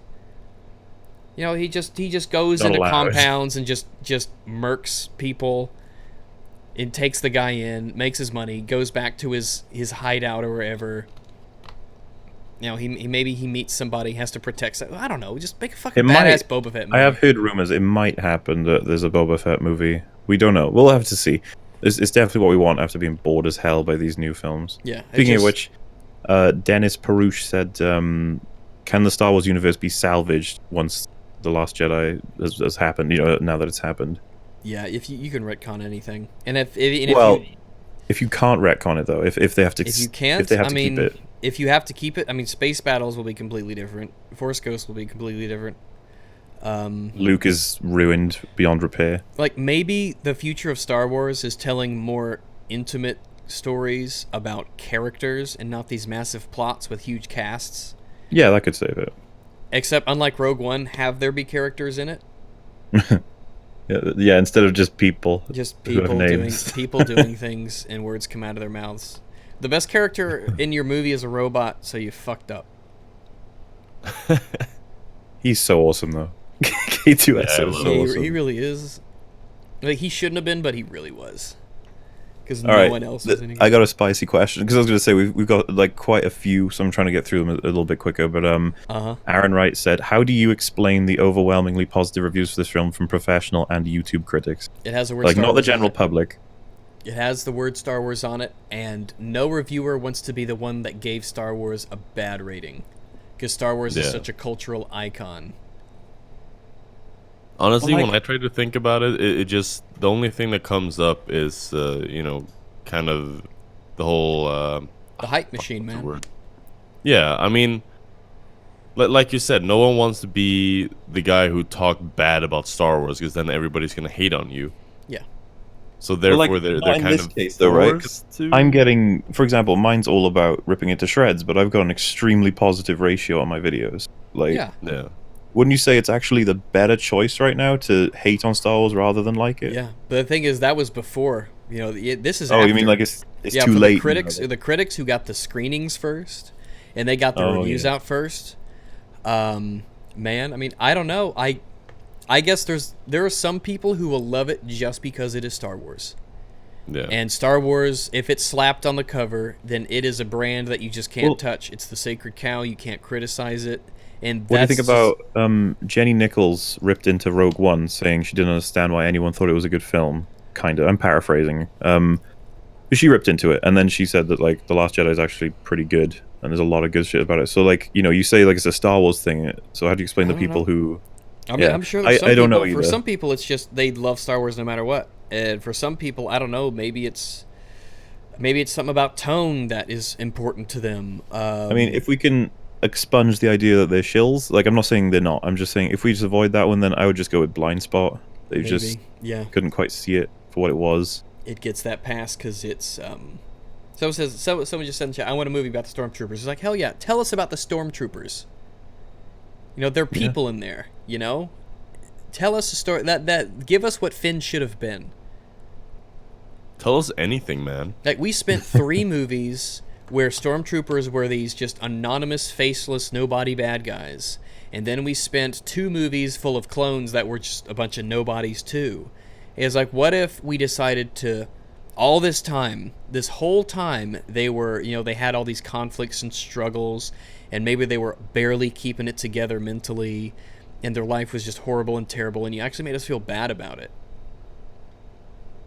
Yeah. You know, tell us something like that. Like, what about, it's like all the German soldiers in World War II who weren't Nazis, you know, like the majority of them, they just got conscripted because there's a war, you know. It's like, Tell us about them.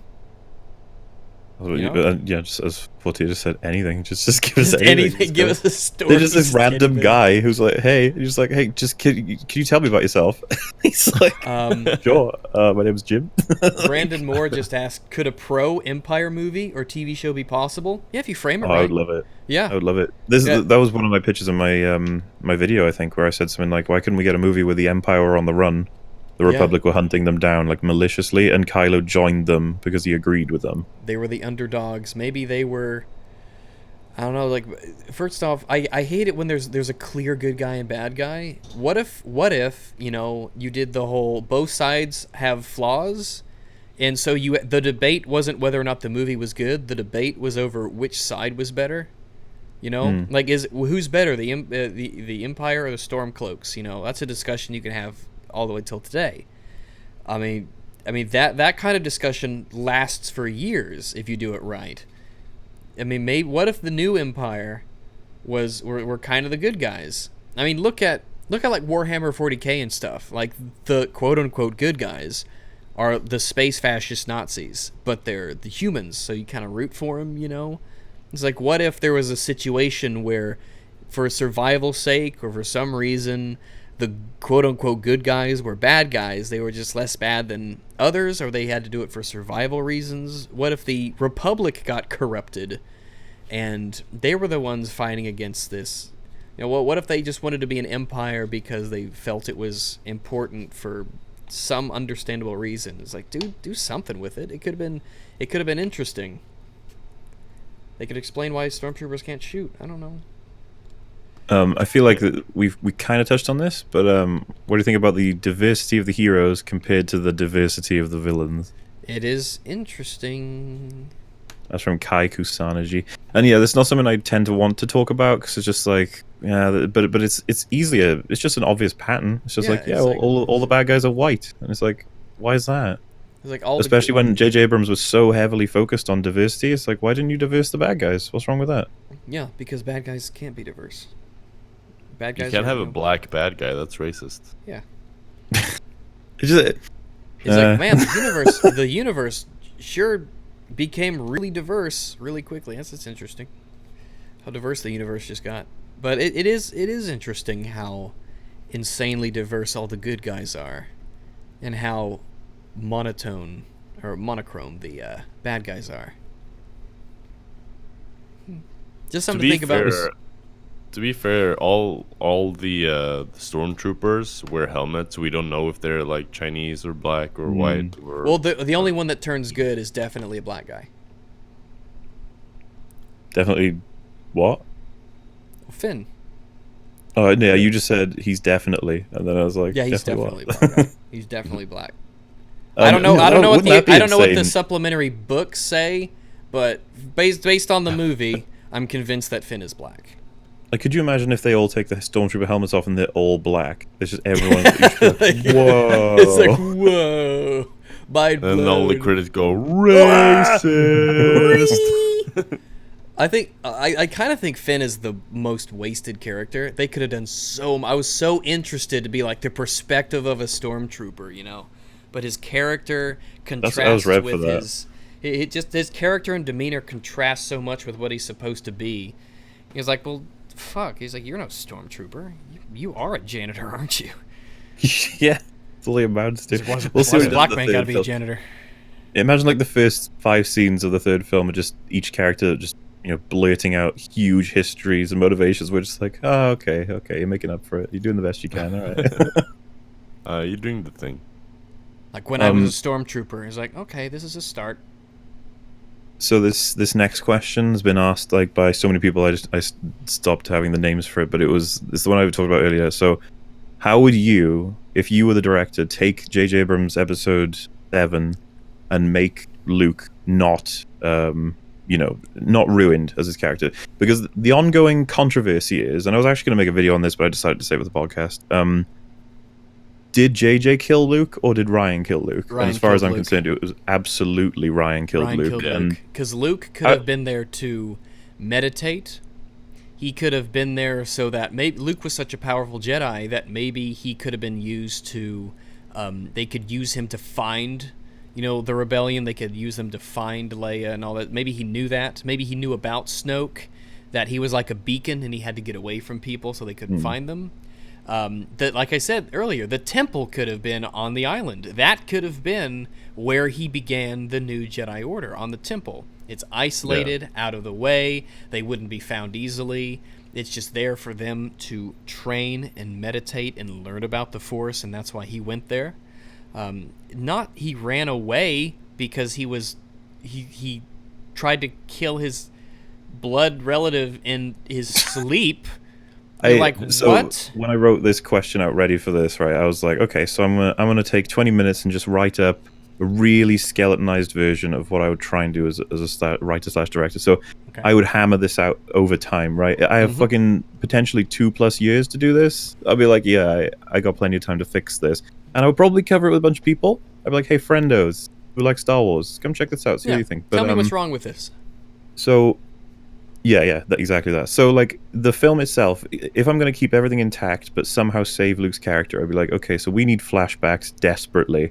And not 3 flashbacks that are all the same scene but slightly tweaked. Fuck that shit. We need actual flashbacks. I was like, so you could go through the title crawl, and then we sort of fade into a memory, which would be just Luke beginning to train Kylo, and he has his, like, nice trimmed beard. He's nice and youngish looking, and Kylo's just with him in the temple. He's just, you just random lesson about focus maybe, or like talking to him about does he really want to become a Jedi, and it's like really sort of nice and whimsical about it. And we have like a montage, just training montage going from probably I want to say, like, I don't know how young we would go from, but like relatively like child training. I don't know what that would be like. We could just do something similar to the prequels, not the same, just similar. Yeah. And so Luke starts, like, doing the value of focus, value of meditation, and just in all these lessons you could just see, like, you need a good child actor, I suppose, but Ben is just not really listening, looking off into the distance, getting frustrated, and Luke's just like trying to work with him. And you could keep doing the thing where it, like, you could have like a breathy sound and it goes really bright and then fades back to, like, now we're a year later. Just simple shit like this. I'm not saying it's great, right? It's just that we need history fast to make this work, so we gotta, like, shovel this shit in. It's almost like the flashbacks in the movie were afterthoughts, like they went back and edited them in. Yeah. That's how I would be like, JJ, you fucked me over, man, so I gotta do all this now. The movie launches in a week. Holy fuck, we gotta put something in there. So yeah, like, take for example, he has to lift just an easy pebble or stone or something like that, and a bunch of other students are doing it easily, and then Kylo, like, ends up blasting it off into a wall because he's just uncontrolled, and Luke's just like, what's wrong? Like, what's happening? And tries to go through it, but Ben just doesn't give him anything. And then, like, fast forward to, like, young teen, and as Kylo's arriving to the temple, you can see, like, a blurred out. You don't need the actors. You can see a blurred out image that sort of makes you think, like, oh, that's Han and Leia, and you can just see them arguing in the background, pointing fingers, that sort of a thing. And, like, Luke just takes Ben and is like, come on, just go. Like, they're dropping off, but they're having. Point being that the only way I can make this work, I think, is that his problems come from his parents' divorce. That, and so he's uncontrolled at home, and Luke's just trying to work with it, and he doesn't want to get involved. So he gets older, more aggressive, angrier, destroys, like, different training items, and Luke's just like, okay, meditation, force, and he's just, like, shaky, uncontrolled, all that sort of thing. Luke's with, like, a handful of students. They're all learning lightsaber shit, and different ages and stuff, and just, like, suspicious eyes from Ben because he's old enough to be using a lightsaber, but Luke still hasn't let him, that sort of perspective. And it's like, and then we cut to a scene where everyone's making them because Luke's teaching them how to make them, because obviously he's, like, the last person in the world who knows, so he's just like, yeah, this is how you do it. And he eventually lets Ben do it, and, like, I'm trying to set up, because like, nobody ever gets any answers about his lightsaber aside from he made it and it's all broken and shit. So it's like, okay, he shows Luke his lightsaber. It's a blue beam, but it works at first, then it starts to shake and convulse, sort of thing, and the two sides burst out and the lightsaber breaks, and Luke's just, what the fuck? And Ben's just, like, upset because he just can't do anything right, sort of thing, and maybe even storms out, whatever, because he's, like, a teenager now. And you could have shots like, this is artistic. You could have Luke looking down at the broken lightsaber and then looking back at Ben and be like, there's a symbolism there. and we get to like young adult, and in the background it's all faded. Now Leia's the only one who's dropping him off. Han's not there anymore, and it's like, oh, we can sort of infer what's happened there. And like we could have had sparring sessions back and forth at this point, and then like it shows like Luke actually getting pushed to the ground aggressively by Kylo. As time goes on, then there's like more meditation, and we have Ben like argue against Luke about why focus and meditation and patience are just a waste of time, and it's like it just limits you. It starts getting really aggressive, and then like in a sparring session, he goes way too far on another student, and Luke like shouts him down, and maybe even force pushes him to a wall and takes his lightsaber off him. And he's like, "This is ridiculous! Like, you calm the fuck down," sort of shit. And maybe like more different things happen. Like Kylo's next lightsaber, he accounts for the bursting out of the sides thing. It shows Luke like the exhausts or whatever they are. And you're just like, oh, so this is all developing. We're getting there. Because this could be the first 20 minutes. I don't think that's too much to take from the whole film. Yeah, especially if you took away the whole Canto Bite thing, the whole space chase. You got your room then. Remove it all. It's pointless anyway. Just remove it. And it could get to the point where Kylo actually wounds someone in another aggressive display or something, and Luke has to do the same thing again, but this time Kylo blocks him. Like they both force push each other, and he like slams Luke into a wall instead, and then the other kids like fuck around with him, and he just gets like into a fight with one of them, and then accidentally kills one of them or something. Yeah, and that's crossed the line. That's step too far. And then like Luke tries to bring him back, but he just leaves the temple or something like that. Yeah, because I like that whole idea where he runs away, and so he feels guilty about what he did, and so that's his conflict. When you think about it, his parents are like galactic heroes who should be living in the spotlight and the limelight. They're famous, and so he wants to maybe try and live up to his parents' expectations because he's the son of these massive galactic heroes. Yeah. And I was thinking, by the way, throughout these scenes, you could have a voice just talking to Kylo, Ben, and we could obviously find out later it's Snoke. And he's influencing him at all times, it would be the point. So it just adds, we got the reasoning for him to be uncontrolled, and then we got an influence from the dark side trying to fuck with him as well. Mm-hmm. It's like, okay, so I'm getting it now. And we're not just solving Luke here, we're solving Kylo, because he's got a terrible history in the actual films. It's like, this is some layers and layers, time and time. It's like, oh, I could see this character doing some of the things he does now. It's like, and to try and get Luke into the place that he is, like, say he finds Kylo after chasing him for ages on like a distant planet, Dagobah style, and he sees him with a healthy Snoke, not like ruined and shit. And he's like a fucking Sith Lord. Like we got to stop. We got to kill him. And like this is so rushed. But the result of the scene would be that Luke and Snoke get into a conflict. Luke practically kills the shit out of him, nearly like wounds the crap out of him, and then Kylo defends and beats Luke out of aggression to save his new master, that sort of thing. And then like he tells him to go, and that if he ever sees him again, he'll kill him. And Luke's just like, what the fuck? What do I do? That sort of thing. And maybe when he gets back to his temple, like half of the students were implied to have been influenced by Snoke as well. And where's everyone else? They left with such and such. Yeah, and the whole thing falls apart maybe. Also, the comment that says Mauler complains about fan fiction and then pulls this shit out of his ass, you do understand the difference between me saying people invent fan fiction to make the film better, and I am trying to invent fan fiction to literally create a different film that I think is better. Yeah, it's like two different things. That's so much better than what we got was crap. It was this rushed, forced. And besides, I'm trying to solve a riddle right now. Yeah, how do we get Luke to where he is?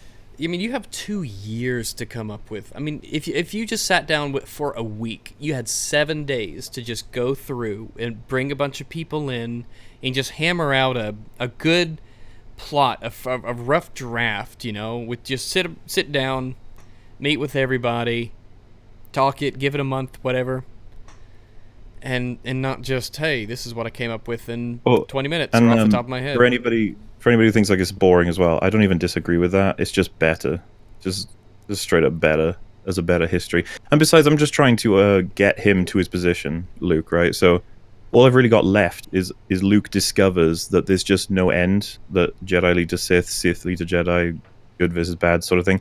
Not definitively in the lore or anything, just that he spots this pattern because he's learned about the prequels, the OT, the blah blah blah, and so he wants to learn more. Yeah, and if people want a reason for why he's there, he'd be like, I've been waiting, for the one, to find me. I've been waiting for. He's like, I know one would come to. You could even do to bring balance or something like that. I knew someone would come, and that someone could be Rey. And like he tells Leia, or he tells whoever, that this is something he has to do. He has to get to that island because it's the only way he's going to save Ben, if he can find something. And maybe the books or whatever, he can learn something there and he can explain it to Rey. Yoda could tell him. It's like Yoda says, go to the island, go there, and I see that. Say he could do some sort of a prophecy thing. He could say that I've seen it because I've transcended, my bodily form, and I know that that one is coming to find you. Wait for them at the Jedi Temple. Just something like that. Not just he runs and hides because he's mopey and sad. It's like he has a purpose. He's waiting to do something, to have something done. Everything that's just been said now could actually still happen. It's just that it's not going to. Because that's all I'm trying to do is fit the two films together, or fit the OT with that. I don't know. And for the person who said, have you written a script? No. I'm not that crazy. I just don't.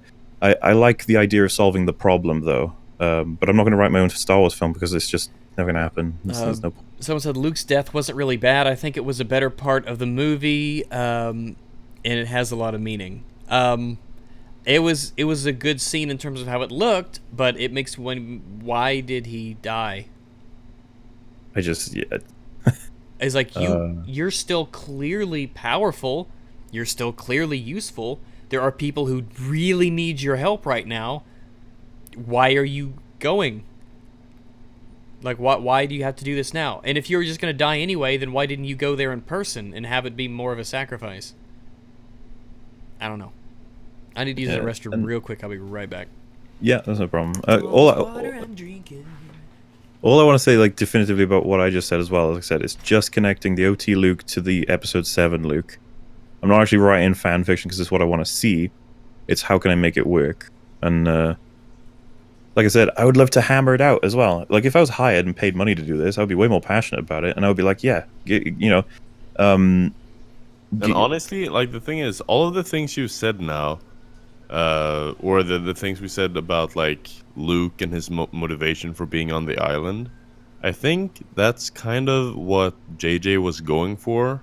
Because in The Force Awakens, R2-D2 holds the last piece of the map, right? So he maybe... holds, like, the big... Yeah, exactly. He has the last piece that will eventually lead the people to Luke or the person or whatever. So in a way, like that kind of sets up that Luke, like, almost told R2 to be a judge of character in a way. Like, okay, so if you see someone that's, like, worthy, quote unquote, like, show them how to get to me. But yeah, they just didn't use that at all. I mean, they've used the it's prophecy, it's fate, it's destiny excuse before. Yeah. Like, it was her destiny to come here. She's being led here. Yeah. She knows. But again, something R2-D2 holds the last piece. So, like, without R2-D2, they would have never found, because they just had, like, a huge section of the galaxy. Like, okay, so he's somewhere here, but it's like billions of light years between the, like, one edge to the other. I mean, where the characters are now, you could create reasons that earn them their place to where they are. You could create a backstory that explains why we got to where we are. But we don't get that in the movies. There's so much we don't know. They're just assumed to be here, and we don't know why or what led them to that point. And it's kind of like, oh, well, I mean, that's kind of lame. I mean, what actual points do we have to go like to develop into the new film? There's no- Kylo's either gonna die or become good. Rey's gonna die, or she's gonna be good. Leia's obviously dead. She's going to be great at dying. She's going to be the best person. She'll who ever die lived. better than anyone else. She'll die has better ever than anyone died. else. She's gonna die twice before she hits the ground. But I mean, This is if the you thing, want to this go is- with a clean slate kind of thing, then all the Jedi die in the last movie, but you save that scene with the kid with the broom for the end of the trilogy. You know, even though all the Jedi that we know died, there's still Jedi. There are still Jedi out there. The Force is more Yeah, it's almost than like just the a Jedi. cheap shot by Ryan to be like, "I'm gonna be carrying this on, by the way, because I have okay." You're like, all right, Ryan, chill out. Oof. Let me see. Let me take a look at this here. I'm gonna go through my super chats here. Well, if you think about it, Cortana isn't actually fuckable. Oh, more wisdom from the chat. Excellent. Let me go through my super chats. Let me scroll up. All right. Okay. Sorry. Give me a sec. Okay. Give me just. Let me find out where I was. Let's see. Yummy Fox, $2 more. What's your thoughts on the despecialized Star Wars?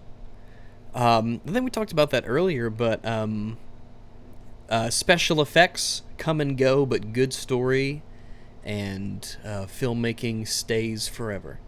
So there's no reason to be adding silly rocks and things with CGI, especially the CGI ages poorly.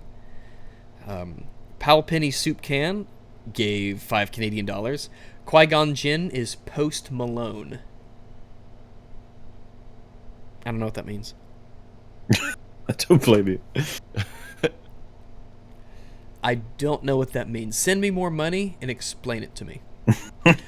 Technically Right gave $5. Snoke says, strike down my incalculably expensive super weapon, and I will become more powerful than your suspension of disbelief can imagine. Fire Hazard gave $10 Australian. How can supposedly experienced filmmakers, trusted with a budget of hundreds of millions of dollars by huge companies like Disney, make decisions that us plebs can see are terrible and stupid? Because you can't buy passion and you can't buy talent. I mean, I was gonna say you could buy like someone who's really good at sewing. Yeah. They could have a talent in sewing, and you could buy them to make stuff. Yeah, but I guess when it comes to like passion for writing, things like that. Yeah, it's much I harder mean- to buy that. Yeah. I mean, you could hire all the best actors in the world, but if they got a bad script, I mean, we could all agree what a good, what a good blanket is, but what a good script is a little bit tougher. There's a little bit more to it than that, especially when you're trying to weave it into something that's already an established universe.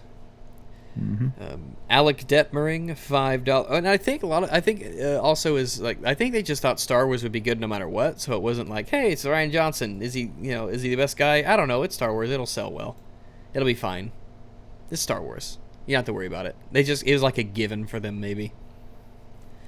Alec Detmering, $5. Rags and Crew, have you heard of the mess surrounding the Han Solo movie? Please discuss if so. I've heard about the changes in directors and the reshoots. But we'll see. Could be good. Could be good. Could be good, but you might perhaps, given present circumstances, forgive my skepticism. I'm not expecting it to be good. I want it to be, but I'm not expecting it to. But I suppose we'll see. Yeah, I actually have like no excitement at all for Oh, the Han I don't Solo either. film. I don't either. Just like, None. oh, it's a film. It's It's a a thing film. I It's what Star know, Wars. but yeah. Trianus227 gave 30 pen. What's a pen? I have to find out. Prussian Electric. I give up. I need to find out. A Peruvian like soul. 1 million A Peruvian soul. So he gave $10, 10 American dollars. Thanks very much. The idea is that emotional connections cause a Jedi to fall to the dark side. It was briefly touched in the prequels. We read that earlier. I want them to... You're right, they should expand on that, because I don't see how loving someone makes you turn to the dark side. It'd just be interesting. It would cause conflict. Let characters explore it. It'd be fun. Yeah. I mean, the thing is, with that logic, anything good can turn into anything bad. Like, say you have a really good meal, and then you have a really bad meal the day after, and you're just like, oh man, I really want my really good meal again. This And then you steak become has turned sad, to and the then you dark turn side. to the dark side. It's like, come on, man. Yeah, because it doesn't... I just don't buy that. It's hard for me to really buy that. You know, it's like, don't love people. That's how you turn evil. Like, Yeah, like, what the fuck is that Yeah. logic? Don't love people. You'll be evil. Because I know it's like, oh, that might require a slight explanation. Let's explore this further. I have follow-up questions to that statement. Spawned Freak gave $5. I just want to say Palpatine did nothing wrong. He was trying to militarize the galaxy to prepare for an invasion, and the rebels ruined everything. Hashtag Palpatine did nothing wrong. Leo Moon, $5. In the books, Luke destroys the no marriage thing and lets Jedi marry, and that's true. He married Mara Jade in the expanded universe, you know, the non-shit one. It's more of a standard good and evil in the books. The old Jedi were just strict. I guess like priestly castes and things were. So, yeah. Could use a little bit of being fleshed out. A couple characters I wouldn't mind fleshing out. Yeah, boy. Okay, it's getting late. Disturbios1234 gave $1. Thank you very much. Nillik93 gave 10 Canadian dollars. Required payment for using adblock, lol. Man, if everyone did that, oh, that would be fucking amazing. But thanks very much. Thanks very much. I don't blame you for using adblock, though. It's hard not to. Jarius Sinsto gave $2. Commander Purple gave me feminazi vibes. Well, she does, she really, for someone who likes Poe so much, she does treat him like shit. David Deliod, $2. You should watch TIE Fighter. You will like it. Ike of Pike gave $2, and he said, one way I'd redo Finn, he's secretly a Mandalorian. Okay. Sure. Anything's better than what sure. we have. Like, yeah, that's fine with me. It would be like, I was like, you just have the spirit of a warrior. Where do you get that? And it turns out he's secretly Mandalorian. You know, I was like, okay. He's like, okay, I got that. That'll work. But those are the super chats. Someone said, what leads to the dark side isn't love. It's not being willing to let go or becoming gripped by fear or failure or loss. Anakin turned dark because of fear, not love. I was like, yeah, but it's hard to get me to be like he did the things that he did out of love. So I don't know. He killed her out of love. Yeah, I It's don't know. it's all very complicated. It's just not explored enough. That's my only issue, really. Yeah, ENP101 gave $2. He said, hey, Rags, change one thing about Star Wars 8. What, how, why? Change one thing? Antibite. Rose, I don't know. Rose. Get rid of Rose and have Finn's journey to Canto Bight maybe be some sort of fleshing out of his character. Or maybe he just goes there and if you went from with my idea where he's like the serious brooding commando type who's all business and no fun, he goes there and he has fun and he like smiles and that's out of character for him, so it humanizes him on his journey. That would be something to do. But anything else, just anything else, please, anything else. Black Panther's a good movie. This is not lol. Maybe. I want Black Panther to be good. I have no interest in it, but of course I want it to be good. I want it to be a great movie. I want people to enjoy their movie experiences. If people pay $10 fucking to see a movie, I want it to be good. Mr. Aluminum Jacket gave $10, so thanks very much. Shouldn't the Sith Empire be anti-relationships? If Sith are so evil, maybe they are incapable of love. That way the good guys can fight for those they care for in a non-SJW way. Like, real people. It's like, I agree with that more. Not loving people and being cold, emotionless robots sounds to me like it'd be more of an evil trait than a good one. Because when I see Empire, there ain't nothing loving about the Empire. let's see. James Jones gave $5. What type of dogs do you think Fortism and Mauler would be? See, these are the questions. Let me see. Thanks, I James. would obviously be a tiny little chihuahua. That would be funny though. Deep voice, but he's a little baby chihuahua. So thanks, James, for the $5. I don't know. I'd have to think about it. Based on their voice, I'll have to get back to you on that. I have to think about it. I'll have to think about that one. Do you want me to hit you with some more questions? Or? Go for it. I mean, we'll try and get through these a little bit faster because I've only got one section left now, so I can make sure I get to these wonderful people. But funnily enough, this is from Anonymous, but obviously you guys can just go yes or no with this. Do you believe you could write good stories or create good movies or games in terms of writing or even directorial position if you had the funding and the rights you needed? Yes. I do. I would say I could make a better movie than Last Jedi, but unfortunately I'm such a pessimist that I was like, I'm not confident that I could make a great movie or anything. I'm pretty confident that I definitely could. I think I've read enough books and played enough games and movies and stuff that I kind of recognize things that really kind of work. But yeah, I'm confident that I could. I absolutely do think I could. Yeah, cool. Like I said, I think I'd probably be able to make a better movie than The Last Jedi. Yeah, if the Yeah. question is better than Last Jedi, definitely, without a shadow of a doubt. And this stream should be proof of that we basically did. So I'd say I can make it better than The Last Jedi, but not good. not good. Yeah, I don't think I can confidently say that, yes, I can make a good movie, but I can definitely say that I can make it better than The Last Jedi. So you got from Tack the Fox. What do you think of the Legends material and how it would fit into a movie? I don't know what that's referencing. I'm not unfortunately. familiar with the Star Wars Legends stuff, so I couldn't say. Yeah. But without knowing anything, I say it's probably better than The Last Jedi.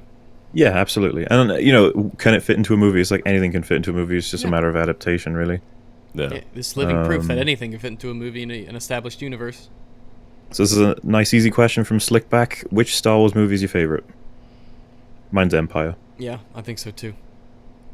It I just think either Empire or A New Hope. Yeah, that's fair enough.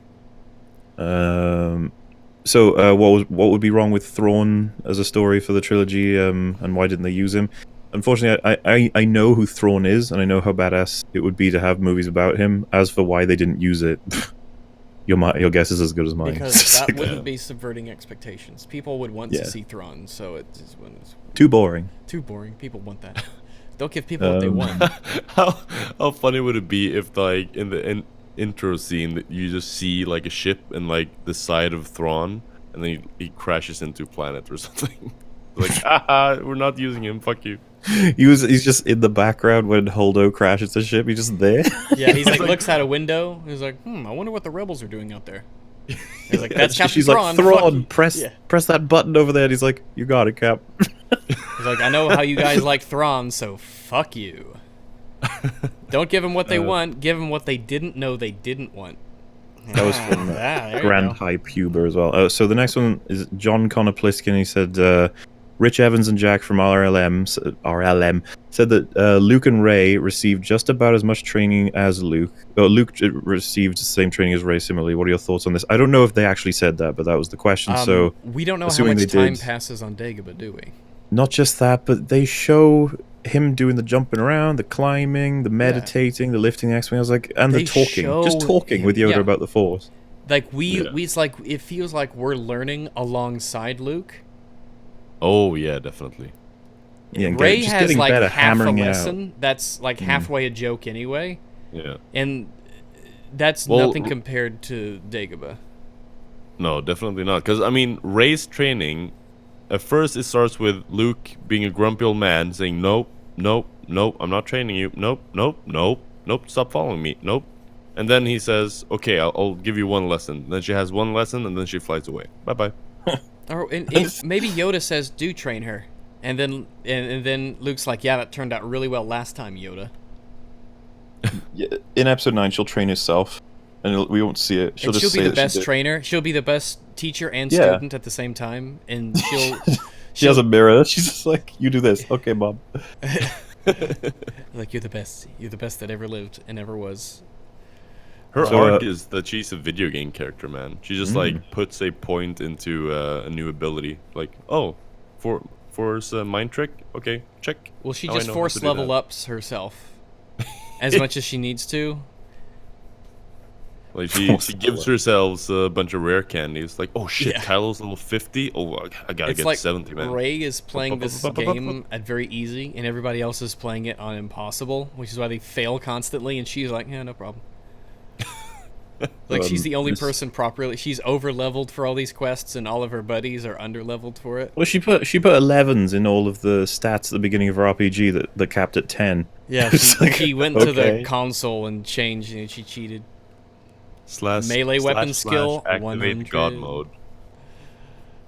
So Swimming, Dual yeah. Pixel asked, if you define a movie to be objectively bad, and then someone enjoys it regardless of that, how do you feel about that person? Are they considered stupid by you? No. Got a definitive answer here. Absolutely not, because I love stuff that's objectively bad. Yeah, there's nothing Plenty wrong of with it. You things. could like The Last Jedi. If you say it's terms a of good movie, quality though, of- then of- there's things yeah, to point to. Quality of creation in all those different ways, be it writing or even direction, shots, dialogue, acting, all these different things. You could have them all be bad, and you could still enjoy it. The Room is the best example of this.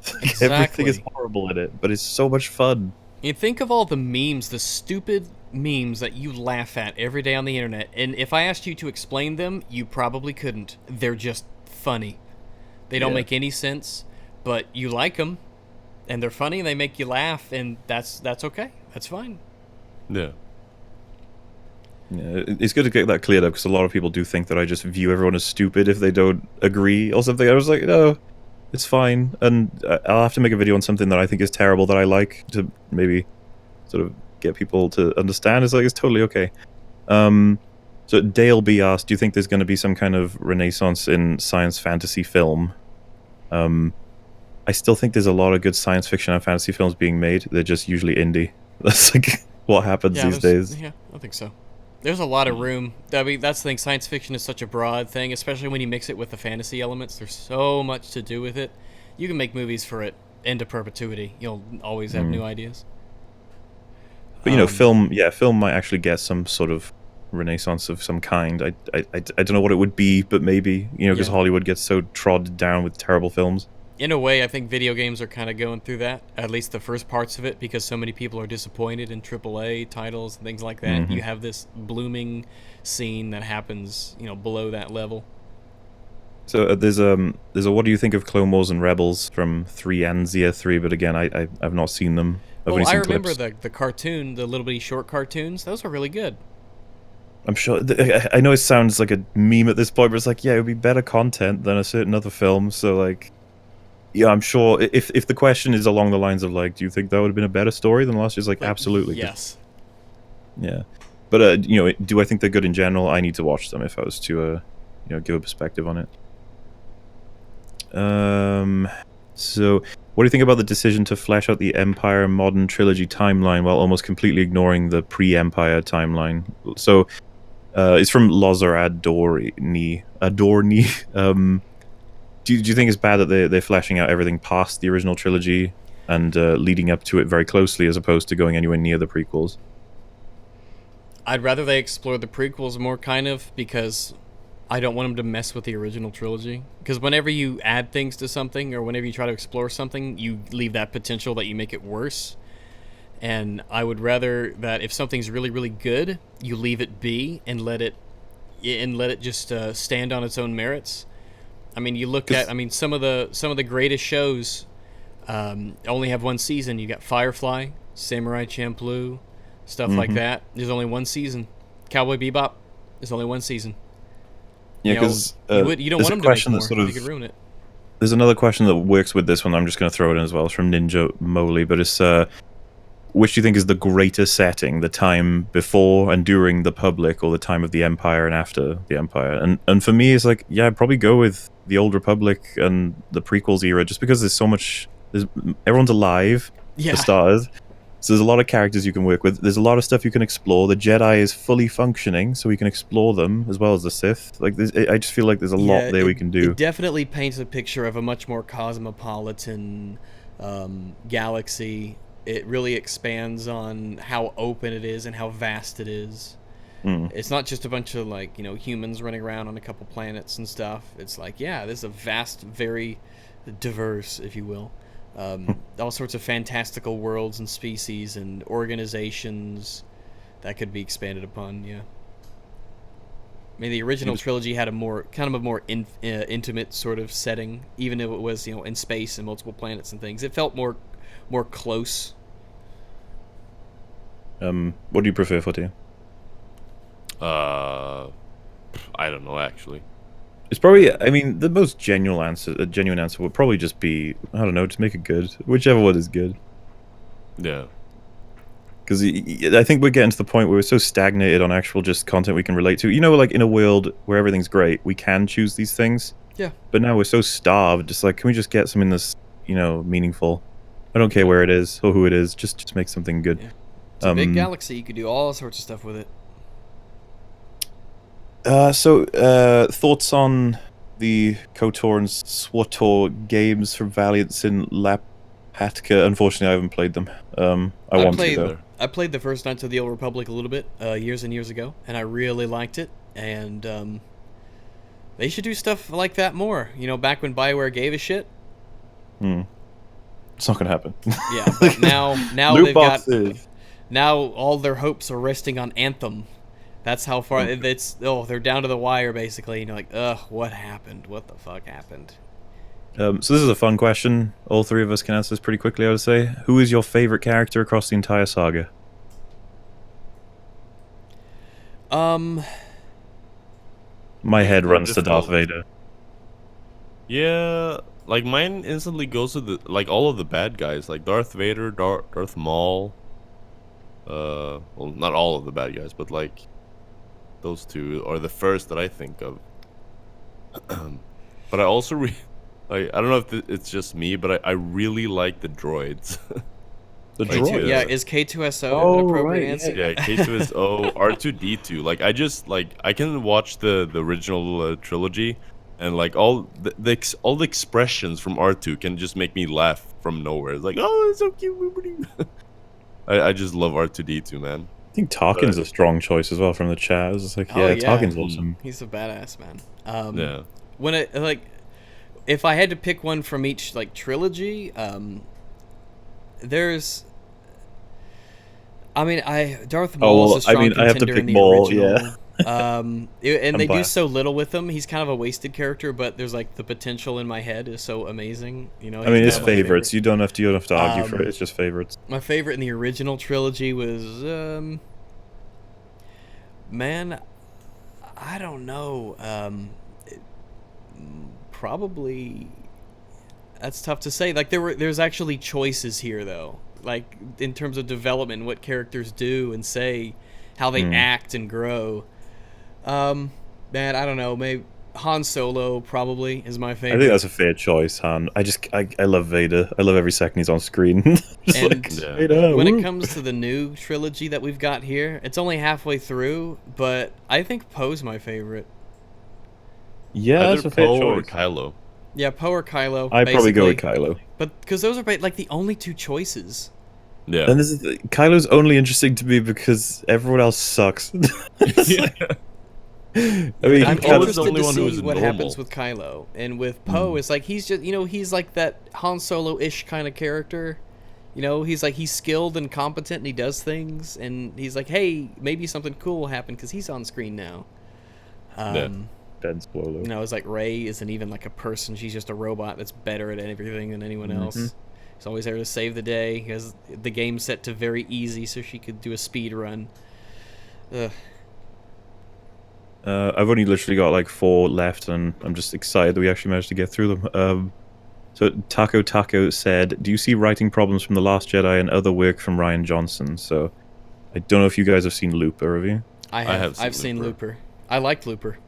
The thing is, if you told me, what do you think about Looper? I'd be like, it's a entertaining film. The writing is kind of all over the place. Cause I can't make sense. When they give me their rules, what? Here's what I like about Looper, is that Bruce Willis says to his younger self, I forget the name of the actor, DeFranco, right? Oh, Joseph Gordon-Levitt. Gordon-Levitt, that's it. I don't know why I said DeFranco. But yeah, when he tells his younger self just not to think about it, that it's crazy and it's full of holes and loops, and you'll drive yourself crazy thinking about the time thing. It just works how it works.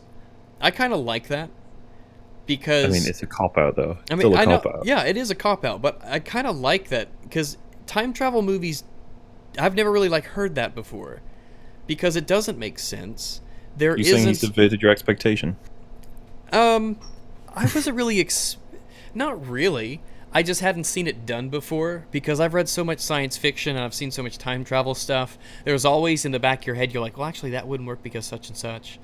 So it's nice that they're like, it's almost like they're breaking the fourth wall and saying, yeah, I know it doesn't make sense, but this is what time travel does. Just go along. I with appreciate that, but even the best of time travel related content tries its ass off to make its rules very strict, and I way more appreciate that kind of writing than where they're just like, this happened and then this happened, and you're like, whoa, what about this? And they go, shut up, this happened, then this happened, then this happened.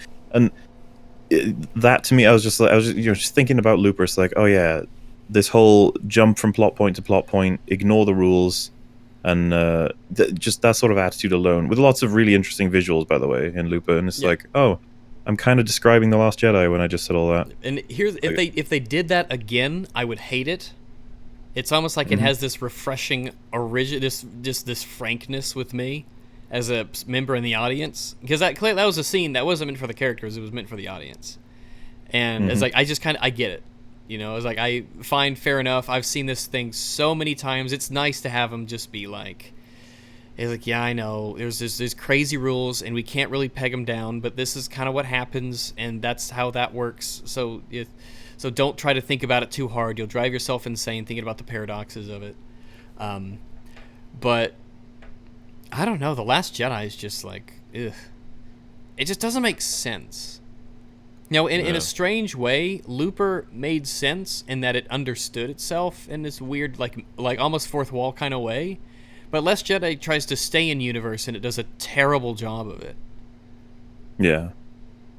So yeah, just judging from his other work, it's just like The Last Jedi makes enough sense. I see similar issues, is all I'm saying. I think Looper was way better than Last Jedi, for the record, though. Oh yeah, I do too. Yeah. I really liked Looper. Yeah, I like Looper too. The main issue I have with it is like the famous huge plot hole at the end. I don't know if you know what I'm talking about. Well, I was going to say, is it like the typical, if you... Oh yeah, spoilers for Looper, I guess. You should. Yeah, I was going to say. But spoilers for Looper, so if you're listening to this, maybe take off your headphones and turn the knob down, but here we go. I mean, yeah, it's just the whole, if he kills himself, then the whole reality that he was in at the moment, or in the film, would never happen. If you kill yourself, then how are you there to kill yourself if you... Yeah, I mean, that's... Yeah, I mean, you see him disappear, and then you just kind of like, oh, okay, that's the ending of the scene in the movie, and they're all safe now, so almost... But yeah, that's one of the issues. You go back and kill yourself, how are you... And I mean, it's just classic time travel issues that, can just as easily, like, for someone who likes the movie, they can just be like, yeah, that doesn't really bother me that much. And you can't really argue against that. Like, if it doesn't bother you, it doesn't bother you. And that would probably make you like the movie a lot more. And I like the movie too. It was enjoyable. It's fine to not be bothered by it, certainly. Yeah. And I mean, like, I like the movie as well. But that main issue at the end there, I was just like, wow, wait, hold the phone here. Like, it's one thing to have, like, tiny time travel issues, but this one is, like, it just breaks the film. That's how I feel. One thing that was great about Looper is that you could relate to the bad guy, the quote-unquote bad guy, who was doing it because he fell to the dark side because of love. But he his wife got killed, and he was super upset because he loved her so much, and he was a good person, and he was trying to save her by going, doing his time thing so that he could save her and bring her back. And you're like, well, I mean, he's sort of the bad guy, but he's not to himself, and he clearly has motivations I can understand, and I can't blame him for it, Doesn't he turn crazy because they killed his mom in front of him? It was when his wife gets killed. I think that's what the like main issue about the plot is, that he turned crazy because his mom was murdered in front of him, and the young version of the main guy we see in the film kills himself so that the old version of him won't kill the mother, and hence, therefore, the reality where he turns crazy doesn't exist. I'm pretty Well, sure that's the main. It's been a while plot. since I've seen it. Yeah, Maybe. That's like those are just that's the parts I main remember. thing. Like he kills himself so that the Rainmaker, is that his name? Something like that. Yeah, so he kills himself so that the Rainmaker will never turn into the Rainmaker, and therefore, like his whole existence, like the reality. Does the whole we live through organization doesn't shut exist. down? Does the whole looping thing not ever even start or happen? Or, Yeah, I don't exactly. know. So, like Yeah. that's just. I don't know. But yeah, that's a different story. We But can hey, take another whatever. time. Dual wielding P90s, whatever. Let's do it. Ryan Johnson, though, you know, it's like, yeah, he has this problem because a lot of people say like Ryan Johnson wants the emotional impact and fuck the plot, being able to sort of provide these moments. I think and you have sometimes to you should be earn like, our emotions. yeah, Yeah, that makes sense though, because he wanted the reaction of he killed himself to save the little boy. And I was like, oh my god, that's horrible. And it's like, oh, but that doesn't make sense. Okay. What if he killed himself and like nothing happened? He killed himself in the old version of him. Was like, oh, dude. I was like, what the oh, fuck? like that doesn't you seem go, like like- something I'd do. it's like the heart is like going, yeah, oh, that was such a feeling, that was an experience. The mind is like, wait, you shouldn't have that. I'm taking it away from you. No, you're not allowed to have that. And you're like, hey, wait, whoa. Oh man. Yeah. Yeah, Wrap up these questions here. There's literally just two left. Okay. The first one's easy as well. So, which trilogy do you think had the best premise? So, if you were to explain it briefly about the stage, if you will, Yeah. out of the prequels, the OT, and the the new ones.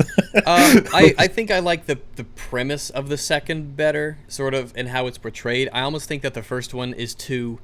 I almost think that the first trilogy should have been a mini-series. I mean, because there's like a whole. You talking about the OT now? Well, I mean, the prequels, because there's so much going on. There's so many characters. It takes, the span of time is so long and broad. There's that political aspect of it. Whereas in the original trilogy, you had a set amount of characters doing this task. There's a good guy. There's bad guys. There's that struggle against a menacing, overpowering force. It's just more of a classic kind of story. I think that premise is better, especially for movies. But I think that and that's not to say the prequels are bad in that aspect at all. These are not. It's just, man, that's a lot to cover. That is a lot. If to someone cover. sold it as the premise of there's a high functioning, defended, good guy temple of knights with a republic that supports it, and there is a bad guy sitting in the middle of it trying to erupt with a horribly, Nazi-ish empire to follow and bring down the republic. To me, I'm like, Yeah. How does that play out? How does he manage that? Yeah, so to me, it's about how you sell the premise. There's no way the modern ones could be sold to me better than the OT or the prequels. Just not going to happen. Yeah, the modern ones, it happens again. Yeah, the modern ones are just like the OT, but no explanation this time. Or, well, no connecting to the OT. So I'm just like, fuck that one. This is you like Star Wars, right? And here's some characters. You guys like characters, right? Well, we got Star Wars. We've got characters, sort of. Why don't you like it? Yeah. You got lightsabers. Look, a funny robot. I think I like Explosions in the OT better because I don't know. I'm kind of a, I don't know if I call it a fan, but I like the whole classic bad versus good guy, like dark versus evil. Yeah, it was. I think it's a matter of Good versus scale. evil. A lot of the times.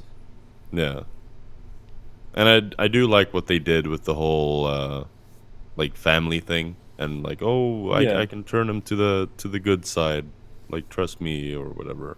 A lot of people argue the prequels are about family as well, but I'm just like, Yeah. So I'd probably say OT is my go-to for best one. It's between OT and prequels. It just depends how you sell it to me. That's all. Yeah. And so for the last question, it's how do you define? Oh, and that was from Sundiata Kita. This one's from Brendan Bruno again. So how do you define a piece of content as objectively or subjectively bad? Now, subjectively is easy because subjectively bad means that you just didn't like it. Like it. Yeah, that's it. And subjectively good is just you did like it. You really liked it. Easy. objectively, for me, and I think it'd be good if Rags, if you want to give your perspective on this as well. But like Yeah, for me, it absolutely. just comes down to what's measurable and comparable to other work. You can build a Yes. scale. You can see Um, the good, the bad, and the middle, that sort of thing, and then Yeah. you can label it. It is a way to measure whether or not something is objectively bad or good in terms of like a story, like The Last Jedi. Does it follow its own established rules? Does it break its own rules? Does it follow its own logic? You see this in the hyperspace jump, kamikaze, and the Yoda lightning.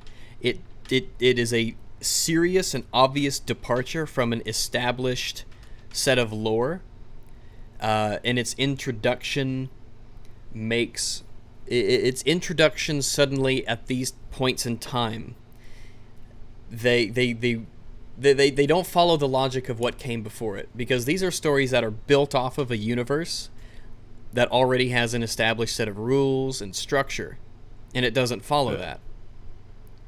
To So put I it would- simply, I guess, like, is there like, are there any plot holes? If yes, then it's bad. It depends then- on this size, doesn't it? Yeah. Yeah, I mean, there are small, forgivable ones that happen Oh, as yeah. a result of just movie making, and it's like, okay, fine, the little bitty ones, but some are just like, some are pretty serious. You know, Yeah. some plot holes don't really have much of an impact on the story. It's very believable that if one plot hole exists, then it could be plugged by another action, or it could have come about through a different means. That's very believable and understandable. But if a lot of things rely on a pivotal moment, and that moment is a plot hole, or it comes about through the means of a plot hole, then that would be different. So like Finn not telling everybody about the tracker when it was his job to basically maintain the tracker. That is a huge plot hole. He maintained there's- everything yeah, and there's a important, lot. man. It genuinely is a lot, and it doesn't stop at plot holes with The Last Jedi. There's other problems in movie making that go beyond plot holes. You know, it's not as simple as the inconsistencies, the poor editing, the completely just disregarding established lore and characters. Like, so you stack it all up, and you're like, oh, they failed miserably in this, and you look at the whole picture, and you're like, oh, but they were good in this superficial thing, Yeah. this superficial thing.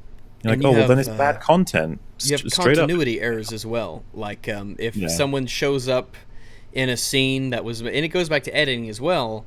If somebody is shown to be dead before you understand they're dead, or they die, and then a bad edit means they're maybe alive in the background in another scene. Things like that. Those kind of things that are not intentional. Those are just movie mistakes from human error, for instance.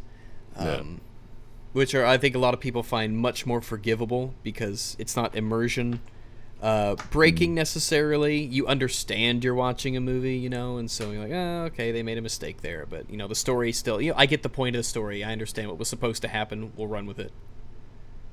Yeah, and if you want, like, I'll hang around with you for a bit when you're talking about the super chats and stuff. But I'll just wrap up my my podcast as the last question. Yeah. So yes, thank you so much. I got to everybody's that I could. It took. This is probably Yay. going to be at least 3 hours. 3 video or hours something and from the- 41 minutes for me. So yeah, thanks for the effort everyone put into giving their questions. I appreciate it, and hopefully you got some answers you were looking for. What I can say is that you can expect more videos soon. I guess I'm gonna have to do some kind of channel update thing soon because I crossed like nearly 2 Patreon goals. So it's coming. But hopefully this tides you over with all the Star Wars. So yeah, thank you for watching. Thank you both for being here, and Alex, and I will see you next time. Mm-hmm. Bye bye. And there we go. I'll sort that out on my end then. So it's up to you now. And obviously Yeah, Fortea, you so- don't have to stay if you don't want to. Yeah, we get it. It's fine. But I just gotta run through super chats and then give people some updates real quick, and then we can wrap this up. Let me see. The person who asked what type of dogs I think you two are. I imagine Mahler as more of a black lab, is what I see him as, and Fortism. I see you as something smaller, like let me see. I would say you come across to me as like a rat terrier. I'm wondering if he's like, is that a compliment? No, it's neither. It's just it's or like a Russell Terrier. Well, I'm wondering Oh if wait, he's me actually... now? Yeah. Yeah, that's what I kind of see you as. How dare you? There's nothing wrong with it. It's No, I'm fine. kidding. We're fine. But that's just, I don't know. Is based on what I've seen so far. That's just kind of what I picture you guys as. As far as the rest of things, we will wrap this up. And again, a huge thank you again to Druid of the Wolf for $500. Thank you very, very, very much. Send me an email. Let me know. Get in touch with me. Give me a holler. But thank you again. Let's see. Dimension Gamer gave £2 just because. Thank you very much. Spencer gave $2. I miss you on Twitter. Finn should have had PTSD. Well, maybe that's part of his thing. He's struggling to get over that, or I don't know. Maybe they'd say it trivializes people who actually do have PTSD, and it's, I don't know. James Jones gave $2. Personality over voice, but you do you, doggo. He was asking me what dogs you two were. Michael Caballero, $2. Woo, doggo daddy is back. Yes, indeed. Uffen gave $2. Insert movie title here. Least it was better than The Last Jedi. I can agree with that. Yeah, basically anything. John Reese, $20. Here's some money for beer and ammo, bro. Thanks very much. I will use it wisely for both. Ike of Pike gave $10 more. Thank you very, very much. Analogy from 4chan. Original Trilogy was a homemade tabletop RPG campaign played with a bunch of friends. New Trilogy is same campaign with the DM's girlfriend being favored. I could see that. Dana Denmark, $10. Love you, Rags. What's going on with the YouTube videos and the Twitter ban? I told JTech TV to eat a dick. AAA games and big movies are going the same way. Thoughts on WS2? WS2. Yeah, I'm not sure what that is. Rank all the Star Wars movies. T2B. What's T2B? I don't know. Rank all the Star Wars movies. Original trilogy, prequels. I would say that Empire Strikes Back is the best. Then A New Hope. Then Return of the Jedi. Then The Force Awakens. Then Episode 3. Then 1, then 2, then The Last Jedi. Comfortably at the bottom. A solid foundation for which well, you know what I say. Everybody can profit from a bad example. Let me see. What's with Twitter? Oh, yeah, I got banned on Twitter. I have a Gab account. That'll be in the description of my videos now, so you guys can just, you can just find me there instead. I don't have the right opinions, you see, but that's okay. It was only a matter of time. No biggie. As for the videos, I'm going full-time on YouTube. So I'm going to have a video uploaded tomorrow. I got everything sorted out here at home, and I quit my job, and this will be how I support myself now. I haven't really made a huge announcement yet. I'm just going to try to get back into the swing of things before I break it into most people. And Don't Watch My Videos gave $5, and he said, hey. Well, hey to you too, and thanks for the 5. But thanks, everybody, for all the very generous super chats, especially you. Let's see, I'm trying to scroll. No, I'm trying to scroll through all of them. I'm trying to find if there's a way to sort them, but it's only through time. Let me see. Can I click on that? Yeah, it doesn't. It doesn't let me sort them through time. But especially you, Druid of the Wolf. Thank you very, very much. I was looking through it didn't let me sort them just through time. That's okay though. But again, thanks very much for the support. Again, go check out Mauler. And Fortism, do you do anything, or do you just leech off of other people's success? I leech. That's fair enough. I stream occasionally, but it's nothing that needs advertising. All right. Well, go check out Mauler's channel. Video in the description if you want. If you just need to just get it out of your system, if you just need to absorb all of the Last Jedi hate you possibly can, and need all the reasons to have it, go check out his videos. They're very comprehensive. And thanks for watching. Listen to us nerd out and talk about Star Wars and why it's ruined now. So I will see everyone later, and thanks for watching. Yeah, thanks for having me, man. You bet. Yeah, thanks.